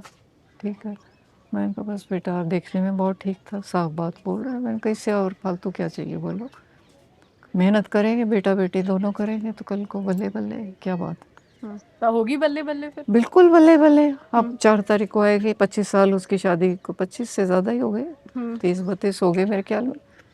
बहुत खुश है। अभी ये कहती है कि माँ बाप जो रिश्ता ढूंढते हैं शादी वहीं करो और कहीं करो ही मत। तो ਤੁਹਾਨੂੰ ऐसा मां वैसे डर लगा भी मैं प्रेशराइज सा कर रही हूं? हाँ मेरे को डर लगा, और मैंने उसको कह के उसको हमने उसके एरोप्लेन की टिकट दे के भेजा था कि देख बेटे हमने अपनी तरफ से बहुत अच्छा किया, अगर किसी वजह से ये कोई इसमें तुम्हें ऐब लगे कि भी इसमें ये खराबी है, ये खराबी है, ये खराबी है, ड्रग्स है, वुमनाइजिंग है, कुछ और है, ऐसा बिल्कुल मत पूछना और बिल्कुल ये संकोच ना करना। अपना हवाई जहाज़ की टिकट है, अटैची उठाओ और अपना घर वापस। कोई ज़रूरत नहीं है तुम्हें किसी से सुनने की, कहने की। ठीक है ना, उसको बोलो जी हो गया, bye bye, now I am going. तो ये उसका, और वाकई बाकी घर यही है वैसे तेरा हमारी तरफ से। अब इसको तुमने जचाना और इसको तुमने बसाना और यहाँ पे ये दौस नहीं दिखाने कि तू बहुत बड़े परिवार से है, इसलिए वो डंडा घुमाने वाली बात नहीं करनी बेटे। नीचा झुक के इज्जत दोगी तो इज्जत मिलेगी, नहीं तो वो भी नहीं मिलेगी। बिल्कुल। हाँ, तो वो चीज़ें उसने करी। तो अब कहती है कि मम्मी बहुत अच्छा हस्बैंड प्रूव हुआ, बहुत अच्छे बच्चे पाले हमने, तीनों के तीनों बच्चे मिलते हैं बिल्कुल इंडिया जैसा, उस तरह से रखते हैं। छुट्टी होती है तो भाग के आते हैं तीनों। ਸੋ ਮਤਲਬ ਜੋ ਤੁਸੀਂ ਸੋਚਿਆ ਸੀਗਾ ਹਨਾ ਬਿਲਕੁਲ ਉਵੇਂ ਦੀ ਲਾਈਫ ਉਹਨੂੰ ਮਿਲੀ ਜੀ, ਉਹਨੇ ਤੁਹਾਡੇ ਤੇ ਵਿਸ਼ਵਾਸ ਕੀਤਾ ਤੇ है ना। हाँ बिल्कुल। अच्छा दूसरा, तीनों को ये बता रखा है कि शादी बहुत ज़रूरी है, उसको ये मत सोचना कि भी जो है ना ये तो लाइफ एंजॉय करने का वो है, नहीं बेटा शादी करो। क्योंकि जो भगवान ने बना के भेजा है। हम ये कहते हैं कि फिजिकल भी उसके साथ हो ईमानदारी से, अच्छा उसका, ठीक है ना, अपना लाइफ पार्टनर के साथ। यूँ नहीं है कि कुत्तों की तरह तुम कहीं भी बिखरते फिरो, वो अच्छा नहीं लगता, और वो तुमको अल्टीमेटली कहीं भी नहीं पहुंचाएगा लाइफ में। ਉਹ ਤਾਂ ਇਸ ਤਰ੍ਹਾਂ ਦੀਆਂ ਗੱਲਾਂ ਤੁਸੀਂ हाँ। ਆਪਣੇ ਅੱਗੇ ਦੋਤਿਆਂ ਨਾਲ ਕਰ ਲੈਂਦੇ ਆ। मैं कर लेती हूँ बेटा, सबसे कर लेती हूँ बात, बिल्कुल। और ये सारी लाइफ में काम आने वाली चीज़ें हैं। तुम किसी को झूठे उसमें मत लटका के रखो, साफ बात करो भाई मैंने शादी करनी है या मैंने नहीं करनी। अगले से भी पूछो, हाँ भाई निभे तो करो, नहीं तो नहीं करो। और ये कोई वो नहीं एक भी जट्टा दा ही मुंडा होना चाहिए, नहीं। कोई बेशक चाइनीज छोड़ देना भाई। क्यों ਉਹਦੇ ਲਈ ਕੀ नहीं, ਕੀ वो ਕਾਰਨ ਹੈ? थोड़े से क्रूड ज्यादा हैं, ज्यादा मनी माइंडेड, टू मच, वो क्या कहते हैं, मशीन टाइप दिमाग है उनके, इमोशनल नहीं है वो लोग। ਜਿਹੜੇ ਚਾਈਨਾ ਵਗੈਰਾ ਦੇ ਚਾਈਨਾ ਨੇ। ਵਗੈਰਾ ਦੇ ਜਿਹੜੇ ਮੈਨੂੰ ਉੱਥੇ ਮਿਲੇ, अच्छा। हाँ मेरा एक्सपीरियंस यही के अंदर हम्म कि बहुत ही ज़्यादा अलूफ से, हम्म जैसे मतलब एक वो आपने एग्रीमेंट किया है तो एग्रीमेंट पे ही चलेंगे हम, यूँ नहीं है कि भी बहुत सारी चीज़ें हैं कि ਮਤਲਬ वो ਇਮੋਸ਼ਨਸ ਨੂੰ ਕਹਿ ਲੋ ਵੀ हाँ गोद के ਇਗਨੋਰ रखते हैं, ਕਰਦੇ ਹੈਗੇ ਆ इग्नोर करते ਹਮੇਸ਼ਾ। हैं। तो मैंने कहा नहीं भाई चाइनीज़ नहीं होने चाहिए, और बाकी तुम्हारा वाइट हो जाएं, कोई दूसरे साउथ के अपने हो जाएं, और इधर के जट्टों के हो जाएं तो ठीक है, कोई भी हो जाए, तो लेकिन ये नहीं होने चाहिए। ਬਿਲਕੁਲ। हाँ तो ਸੋ ठीक है। ਜਿਵੇਂ ਮਤਲਬ ਤੁਸੀਂ ਇੱਕ ਮਤਲਬ ਨਾਨੀ ਹੋ ਕੇ ਵੀ ਤੁਹਾਨੂੰ ਲੱਗਦਾ ਵੀ ਹਾਂ ਬੱਚਿਆਂ ਨੂੰ ਦੱਸਣਾ ਜ਼ਰੂਰੀ ਜ਼ਰੂਰੀ ਹੈ ਹੈ, ਕਿਉਂਕਿ ਪਰਾਈ ਜ਼ਰੂਰੀ ਧਰਤੀ ਹੈ। ਤੇ ਹੈਗੇ ਆ, ਕਿਉਂਕਿ ਉੱਥੇ नहीं ਇਹ ਚੀਜ਼ਾਂ ਹੈਗੀਆਂ ਆ, ਉੱਥੇ हाँ, ਓਪਨ ਆਪਣੇ ਲੋਕ ਇਹਨਾਂ ਚੀਜ਼ਾਂ बिल्कुल ਲਈ, ਹੈ ਨਾ, ਪਰ बिल्कुल ਆਪਣੇ ਕਲਚਰ 'ਚ ਉਹ ਨਹੀਂ ਹੈ। नहीं है, बिल्कुल। तो वही है, हमारे बच्चे जो हैं तो मैं पूछती हूँ जैसे कि भी हाँ भाई कोई पसंद आया, अभी तक कोई किया नहीं, नानी अभी तो नहीं, आपको पता सबसे पहले लगेगा, ठीक है कोई बात नहीं बेटा, सोच के करना, जो भी तुम्हें पसंद आए माँ बाप से मिलाना, उसके पेरेंट्स को मिलाना, देखें हम जो भी कोई है, उसके बाद फैसला करेंगे कि भी, क्योंकि कल को कोई भी प्रॉब्लम होती, बच्चे वो कहते हैं ना हम कर लेंगे, इट्स आवर लाइफ, वो सब गलत है, कहीं नहीं वो सॉल्व होती, वो इट्स आवर लाइफ जो है ਅੱਛਾ, ना, नहीं होती। ਤੁਸੀਂ ਕਹਿੰਦੇ ਕਿ ਜਿਹੜੇ ਬੱਚੇ ਕਹਿੰਦੇ ਆ ਮਾਪਿਓ ਹਾਂ। ਵਿੱਚ ਦਖਲਅੰਦਾਜ਼ੀ ਨਾ ਹਾਂ, ਕਰਨ, ਵੀ ਇਹ ਬਿਲਕੁਲ। ਸਾਡੀ ਜ਼ਿੰਦਗੀ ਹੈ, ਅਸੀਂ ਹਾਂ। ਜ਼ਿਆਦਾ ਚੰਗੇ ਤਰੀਕੇ ਨਾਲ ਦੱਸ ਸਕਦੇ ਹਾਂ। हाँ नहीं होती, नहीं ਮੈਮ कर ਤੁਸੀਂ सकते। ਚੰਡੀਗੜ੍ਹ 'ਚ ਰਹਿ ਰਹੇ ਹੋ, हाँ मैं रह रही हूँ बिल्कुल, ਪਰ ਫਿਰ ਵੀ ਤੁਹਾਨੂੰ ਇੰਜ ਲੱਗ ਰਿਹਾ ਹੈ ਇੱਥੇ ਬਹੁਤ हाँ। ਮਾਡਰਨ ਲੋਕ ਨੇ। बिल्कुल मॉडर्न लोग हैं, लेकिन बेटा बहुत वो ईगो जो आपकी आपस में आती है ना, वो ईगो आपका खराब करती है प्रोग्राम सारा लाइफ का। ईगोइस्टिक नहीं होना चाहिए, ईगो चाहे लड़का हो और चाहे लड़की हो, ठीक है वो ज्ञान जो तुमने हासिल किया है, पढ़ाई जो की है, संस्कार जो लिए हैं, वो आपने अपने लिए लिए, किसी दूसरे पे थोप नहीं सकते आप, ठीक है ना, उसकी सोच। और दूसरा ये भी है बेटा, बेशक आपके माँ बाप हैं, बेशक आपके भाई बहन हैं, सोच तो सबकी फर्क है, बिल्कुल। हो ही नहीं सकता कि आपके एक जैसे हों, नहीं हो सकते। फिर आप दूसरे को कैसे आप उम्मीद करो कि वो बिल्कुल ही 100% आपकी उस पे नाक की सीध में चलेगा। बिल्कुल ठीक है, हमारे टाइम में तो हम चल लिए नाक की सीध में, क्योंकि पीछे से माँ बाप का भी वो रहता था जोर का दबाव कि भी आपने शिकायत बेटे कोई नहीं आनी चाहिए, शिकायत बेटे कोई नहीं आनी चाहिए, ठीक है जी कोई शिकायत नहीं आएगी। तो इतना वो घबराहट में और इतना जिम्मेवारी में वो रहना, हालांकि मेरी मदर इन लॉ और फादर इन लॉ बहुत अच्छे थे। हाँ, और ਤੁਹਾਡੇ ਮੰਮੀ ਪਾਪਾ ਨੇ ਤੁਹਾਨੂੰ ਇਹ ਕਿਹਾ ਸੀ ਵੀ शिकायत ना आवे कोई? हाँ बिल्कुल, मेरी मम्मी ने बहुत कहा शिकायत बेटे नहीं आनी चाहिए, शिकायत कोई नहीं आनी चाहिए। मैंने कहा, ਮਾਂ ਨੂੰ ठीक ਕੀ है। ਡਰ ਹੁੰਦਾ ਵੈਸੇ? आप क्यों इन्ना मानोगे कहदियां नहीं ने? कि हरियाणा में तो अभी भी शायद है, हालांकि हमारे ससुराल में मुझे नहीं ज़्यादा पता लगा इस बात का कि लड़का अगर आपके पैदा नहीं हुआ तो आपका घर नहीं बसा। जब मेरे पहले बेटी हुई, अच्छा, लेकिन मैं बहुत खुश थी कि मेरी बेटी पहले हुई, तो बेटी तो होनी चाहिए, एक तो होनी चाहिए। अच्छा, फिर दूसरा बेटा हुआ, उस दिन मेरी माँ के मुंह से निकला कि आज मेरी लड़की बस गई। अच्छा। हाँ, तो ये जो चीज़ थी ये मुझे बाद में पता लगी और मुझे बहुत दुख हुआ। मैंने कहा माँ ये सर्टिफिकेट चाहिए था, ਮਤਲਬ ਜਦੋਂ ਤੁਹਾਡਾ ਪਹਿਲਾ हाँ ਬੱਚਾ ਬੇਟੀ ਹੋਈ ਤਾਂ हाँ ਤੁਹਾਡੀ ਮਾਂ ਨੂੰ ਅੰਦਰੋਂ ਖੁਸ਼ੀ ਨਹੀਂ ਹੋਈ? हाँ ਪਰ वो ਪੁੱਤਰ ਹੋਣ ਤੇ ਉਹਨੂੰ ਲੱਗਾ ਵੀ ਮੇਰੀ ਧੀ ਹੁਣ ਸਹੁਰੇ आज ਘਰ ਵਸ ਜੂਗੀ। बस किया जी। तो ये बहुत अफसोस की बात थी, लेकिन जेठ फिर मतलब ससुर फिर भी अच्छे आदमी थे, अच्छे इंसान थे, सास भी ठीक थी, कभी कोई वो नहीं थी, कमेंट कोई नहीं किया। मैं हम्म जब गई तो उनको पता था कि मुझे कुछ नहीं आता, तो मैंने कहा माँ जी मुझे तो कोई खाना बनाना नहीं आता। हम्म बोली बेटी कोई बात नहीं, मुझे भी नहीं आता था जब मेरी शादी हुई है, मैं सिखाऊंगी सारे काम हम्म है। तो इतना ही बोलना उनका मुझे बड़ा हौसला हुआ कि भी चलो कम से कम सास तो ऐसी है। पर उनको यकीन भी मेरे पे बहुत था, हम्म बहुत अच्छा मानती थी वो। हम्म हम्म तो वही मैं चाह रही हूँ कि लड़के भी जो घबराते हैं, बेटे सोच बिल्कुल क्लियर करके चलो, समझ के, और उस जो भी सोच तुम्हारी हो उसमें ऑप्शंस रखो, 1 2 3 4 5। भाई ये मैंने लाइफ में करना है, ये नहीं हुआ तो ये करना है, ये नहीं हुआ तो ये करना है। ये जो दूसरी तरफ जा रहे हैं ना ये हम्म कि भी सब कुछ खत्म हो गया, वो चीज़ छोड़ दो। ਤੇ कुछ ਜਿਵੇਂ नहीं, ਆਪਾਂ ਕਹਿੰਦੇ ना कि प्लान बी ਜ਼ਰੂਰ होना चाहिए बंदे बी ਕੋਲ। भी हो और सी भी हो, कोई ज़रूरी नहीं बेटे। आप इंटेलिजेंट होते हुए, अब हमारी फैमिली में जैसे कई, एक आधा लड़का आर्मी में जाना चाह रहा था, हम्म पुलिस में भी जाना चाह रहा था, सिलेक्शन होगी, सब कुछ हो गया, लेकिन जितने उन्होंने रिक्रूट करने थे वो कोटा हम्म पूरा हो गया, वो हम्म नहीं हो उसका। हम्म तो वो बेचारा हथियार डाल के बैठ गया कि भाई अब तो कुछ करना ही नहीं, कुछ हो ही नहीं सकता। हम्म तो ये नहीं होना चाहिए। लाइफ में आपके लिए क्या तैयार है आपको कुछ नहीं पता। हम्म आप कम से कम उसको फेस तो करो, बिल्कुल। है। आपको खाने पीने को मिल रहा है, माँ बाप ने आपको सारी सपोर्ट दी है, तो फिर आप इतना डिसहार्टन होके क्यों चलो। और क्या आपने एहसान कर दिया उनके ऊपर। माँ बाप से भी जैसे कई दफ़ा कहते हैं कि भाई आपने हमारे लिए किया क्या है, हम्म क्यों भाई तुम्हारे लिए यहाँ तक पहुँचाने के लिए और किसने किया है? उनको रीपे तो नहीं कर सकते, तो कम से कम उनको बुरा तो ना बोलो, बिल्कुल। उनके थैंकफुल तो हो कि जो वो करके दिया उन्होंने तुम्हारे लिए, है। तुम हम्म तो जब करोगे देखी जाएगी, अभी तक तो उन्होंने ही किया है। हाँ, इट्स हम्म माई लाइफ। भाई तेरी लाइफ हमारे बिना कैसे हो सकती, तेरी लाइफ हम नहीं होते तो तू कहाँ से होता है। It's my life. वो झंडा उठा के खड़े हो जाएंगे बिना बात का। हम्म जो शुरू में एक दूसरे को हम इम्प्रेस करने के लिए करते हैं, एक्चुअली में वो चीज़ नहीं होती, असलियत बाद में निकलती है।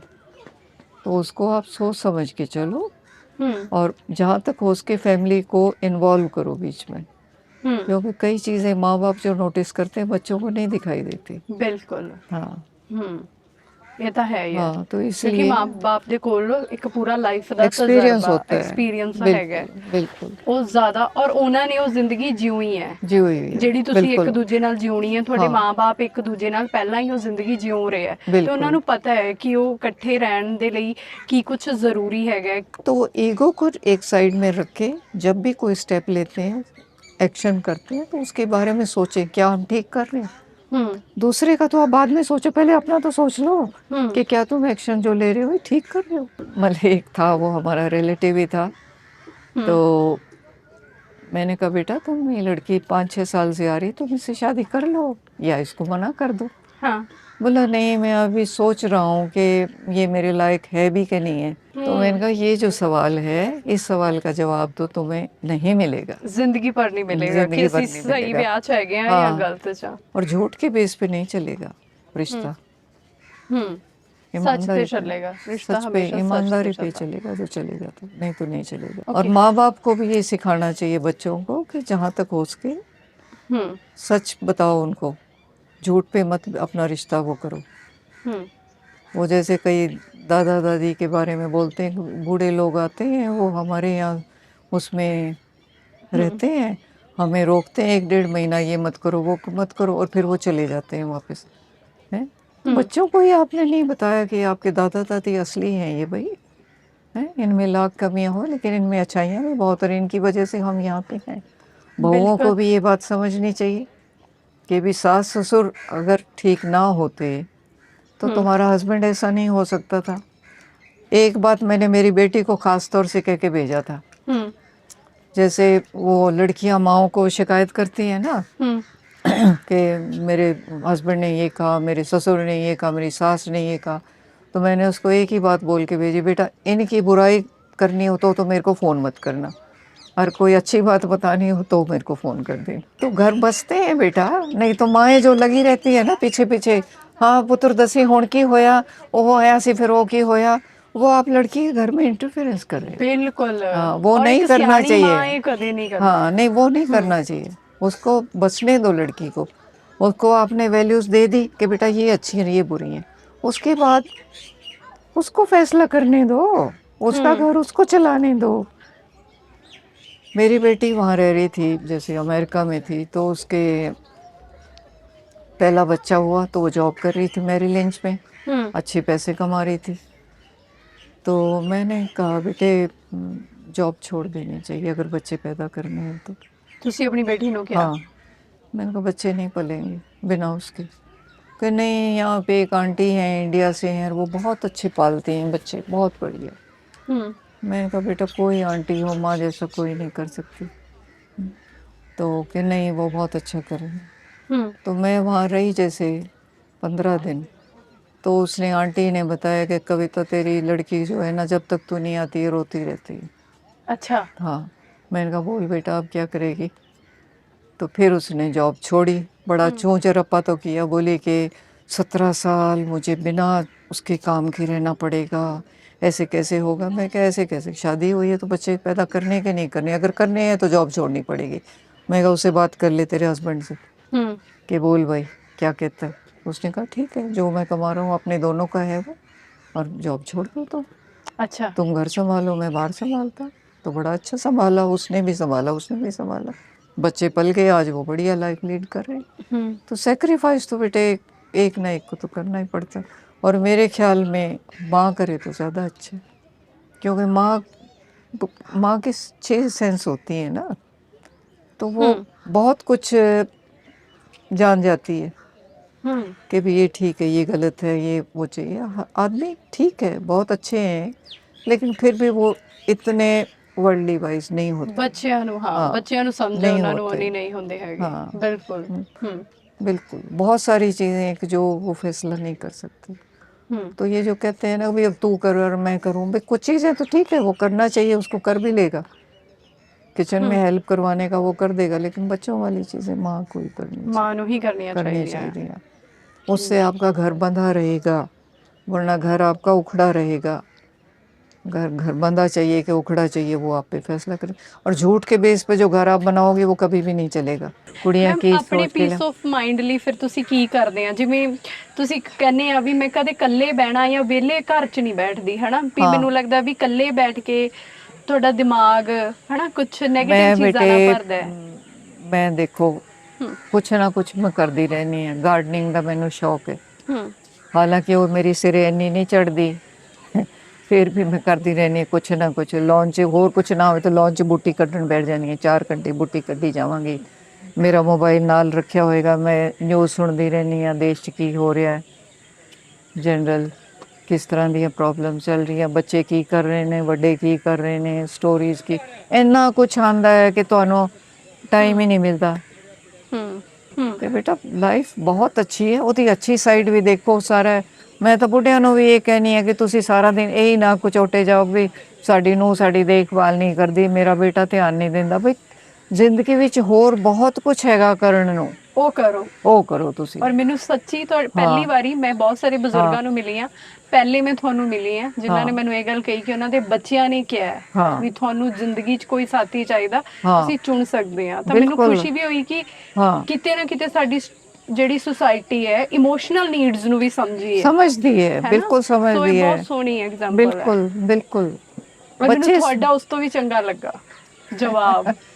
नहीं मैं तो चाहनी हाँ ਇਕੱਲੇ बेटा, ਰਹਿਣਾ ਹਰ ਇਨਸਾਨ ਨੂੰ ਸਿੱਖਣਾ ਪੈਣਾ ਹੈ। ਕੋਈ ਇੱਕ ਇੱਥੇ ਹੈਡ ਆਫ ਦਾ ਡਿਪਾਰਟਮੈਂਟ ਉਹਦੀ ਵਾਈਫ ਚਲੀ ਗਈ, ਆਰਥੋਪੈਡਿਸ਼ਨ ਸੀਗਾ ਉਹ, ਇੱਥੇ ਮੈਂ ਦੇਖਿਆ ਉਹ ਹੈਲਥ ਵਾਈਜ਼ ਬਿਲਕੁਲ ਬੁਰਾ ਹਾਲ ਉਹਦਾ। ਮੈਂ ਕਿਹਾ ਵੀ ਕੀ ਹੁਆ ਡਾਕਟਰ ਸਾਹਿਬ, हिंदी च मैं बोल, बड़ा अच्छा ऑर्थोपेडिशियन सीगा। बोला मामी जी वाइफ चली गई मेरी। मैं कहा कहाँ चली गई? कैंसर था, डेथ हो गई। फिर कहना आप कैसे निकली इसमें से, इमोशनल उसमें से? मैं क्या उसमें से बेटा निकली कि अपने आप को समझाया कि अकेले आई थी, अकेले जाना है, उसकी वेट मत करो, उसका साथ इतना ही था। अपने आप को काम में इतना झोंक दो कि तुम थक के सो रात को, ठीक है। और किसी दूसरे को अपने प्रॉब्लम बताओगे, वो कहेगी "ये तो रोज लेके बैठ जाता है", ठीक है ना। कोई नहीं सुनेगा, किसी के पास टाइम नहीं है। बिल्कुल। म्यूजिक आपको हील करेगा। मेरा हाँ। रेडियो बंद नहीं होता बेटा। हाँ। रेडियो में सवेरे ਜਿਹੜਾ है ना, ਹੁਣ ਜਿਵੇਂ ਸੈਰ ਕਰਕੇ ਜਾਨੀ ਆ 8 ਵਜੇ ਸ਼ੁਰੂ ਕਰਨੀ ਆ, हाँ। ਰਾਤ ਦੇ 10:30 11 ਵਜੇ ਤੱਕ ਚੱਲਦਾ ਹੈ। ਹੂੰ। ਕੁਝ ਵੀ ਆਂਦਾ ਰਵੇ, ਰਾਤ ਨੂੰ ਗਾਣੇ ਬੜੇ ਸੋਹਣੇ ਆਉਂਦੇ ਨੇ, ਉਹ ਗਾਣੇ ਸੁਣੀਏ, ਪੁਰਾਣੇ ਗਾਣੇ, ਠੀਕ ਹੈ। ਮਿਊਜ਼ਿਕ ਦਾ ਮੈਨੂੰ ਬਹੁਤ ਸ਼ੌਕ ਹੈ। ਅੱਛਾ, ਮੈਨੂੰ ਸਟਿਚਿੰਗ ਦਾ ਸ਼ੌਕ ਹੈ। ਮੈਂ 60 ਸਾਲ ਦੀ ਉਮਰ 'ਚ ਸਟਿਚਿੰਗ ਕਰਨਾ ਸਿੱਖਿਆ, ਠੀਕ ਹੈ। ਹੋਰ ਬਾਕੀ ਨਿਟਿੰਗ ਥੋੜੀ ਬਹੁਤ ਆਉਂਦੀ ਹੈ ਮੈਨੂੰ, ਉਹ ਵੀ ਕਰ ਲੈਣੀ ਹੈ। ਡੈਕੋਰੇਸ਼ਨ ਦਾ ਮੈਨੂੰ ਸ਼ੌਕ ਹੈ। ਸੋ ਨਵਾਂ ਕੁਛ ਨਾ ਕੁਛ ਤੁਸੀਂ ਇਸ ਕੁਛ ਉਮਰ ਨਾ 'ਚ ਕੁਛ ਵੀ ਆਪਣੇ ਆਪ ਨੂੰ ਬਿਜ਼ੀ ਰੱਖੋ। ਬਿਲਕੁਲ। ਸੋ ਠੀਕ ਹੈ। ਮੈਮ ਬਹੁਤ ਜ਼ਿਆਦਾ ਚੰਗਾ ਲੱਗਾ ਹਾਂ। ਤੁਹਾਨੂੰ ਮਿਲ ਕੇ, ਥੈਂਕ ਯੂ ਤੁਹਾਡੇ ਸੋ ਨਾਲ ਮਚ। ਗੱਲਾਂ ਕਰਕੇ, ਔਰ ਤੁਸੀਂ ਸਮਾਂ ਦਿੱਤਾ। ਮੈਨੂੰ ਪੂਰੀ ਉਮੀਦ ਹੈ ਕਿ ਇਹ ਗੱਲਬਾਤ ਸੁਣਨ ਤੋਂ ਬਾਅਦ ਤੁਸੀਂ ਵੀ ਜ਼ਿੰਦਗੀ ਦੇ ਵਿੱਚ ਇਕੱਲੇ ਰਹਿਣਾ ਸਿੱਖ ਜਾਓਗੇ, ਹਨਾ। ਬੜੀਆਂ ਸੋਹਣੀਆਂ ਇੱਕ ਗੀਤ ਦੀਆਂ ਲਾਈਨਾਂ ਵੀ ਨੇ ਕਿ ਪਤਾ ਵੀ ਨਹੀਂ ਲੱਗਾ ਵੀ ਕਦੋਂ ਨਾਲ ਬੈਠੀ ਸਵਾਰੀ ਚਲੀ ਗਈ। ਸੋ ਬਿਲਕੁਲ ਅਸੀਂ ਸਾਰੇ ਰਿਸ਼ਤਿਆਂ ਤੇ ਆਪਣੇ ਆਪ ਤੇ ਬਹੁਤ ਮਾਣ ਕਰਦੇ ਹੈਗੇ ਆ, ਪਰ ਨਹੀਂ ਪਤਾ ਕਿਹੜਾ ਸਾਥ ਕਦੋਂ ਕਿੱਥੇ ਕਿਵੇਂ ਛੁੱਟ ਜਾਣਾ ਹੈਗਾ। ਸੋ ਬੜਾ ਜ਼ਰੂਰੀ ਹੈ ਕਿ ਆਪਣੇ ਆਪ ਨੂੰ ਸਮੇਟਣ ਦੀ ਕਲਾ ਸਾਨੂੰ ਆਉਂਦੀ ਹੋਵੇ। ਜਿਵੇਂ ਮੈਮ ਕਮਲੇਸ਼ ਸਿੰਧੂ ਹੁਣਾਂ ਦੀ ਲਾਈਫ ਹੈ, ਇਕੱਲੇ ਜ਼ਿੰਦਗੀ ਜਿਉਣਾ, ਹਰ ਥਾਂ ਤੇ ਜਾਣਾ, ਔਰ ਇਸ ਉਮਰ ਦੇ ਵਿੱਚ ਵੀ ਰੋਜ਼ ਕੁਝ ਨਵਾਂ ਸਿੱਖਣ ਦੀ ਕੋਸ਼ਿਸ਼ ਕਰਨਾ, ਦੂਜਿਆਂ ਦੇ ਕੰਮ ਆਉਣ ਦੀ ਕੋਸ਼ਿਸ਼ ਕਰਦੇ ਰਹਿਣਾ। ਉਹਨਾਂ ਦੇ ਸਫ਼ਰ ਦੀ ਬਹੁਤ ਸੋਹਣੀ ਅਣੀਆਂ ਯਾਦਾਂ ਨੇ ਜਿਹੜੀਆਂ ਉਹਨਾਂ ਨੇ ਸਾਡੇ ਨਾਲ ਸਾਂਝੀਆਂ ਕੀਤੀਆਂ। ਸੋ ਉਹਨਾਂ ਵੇਲਿਆਂ ਦੀ ਗੱਲ ਦੇ ਵਿੱਚ ਅੱਜ ਦਾ ਇਹ ਐਪੀਸੋਡ ਤੁਹਾਡੇ ਤੱਕ ਲੈ ਕੇ ਮੈਂ ਅਰਪਨ ਕੌਰ ਹਾਜ਼ਰ ਸੀਗੀ, ਔਰ ਹੋਰ ਇਸੇ ਤਰ੍ਹਾਂ ਦੀਆਂ ਕਹਾਣੀਆਂ ਤੁਹਾਡੇ ਰੂਬਰੂ ਲਿਆਉਂਦੇ ਰਹਾਂਗੇ। ਤੁਸੀਂ ਜੁੜੇ ਰਹੋ ਵੀ ਸੋਸ਼ਲ ਦੇ ਨਾਲ।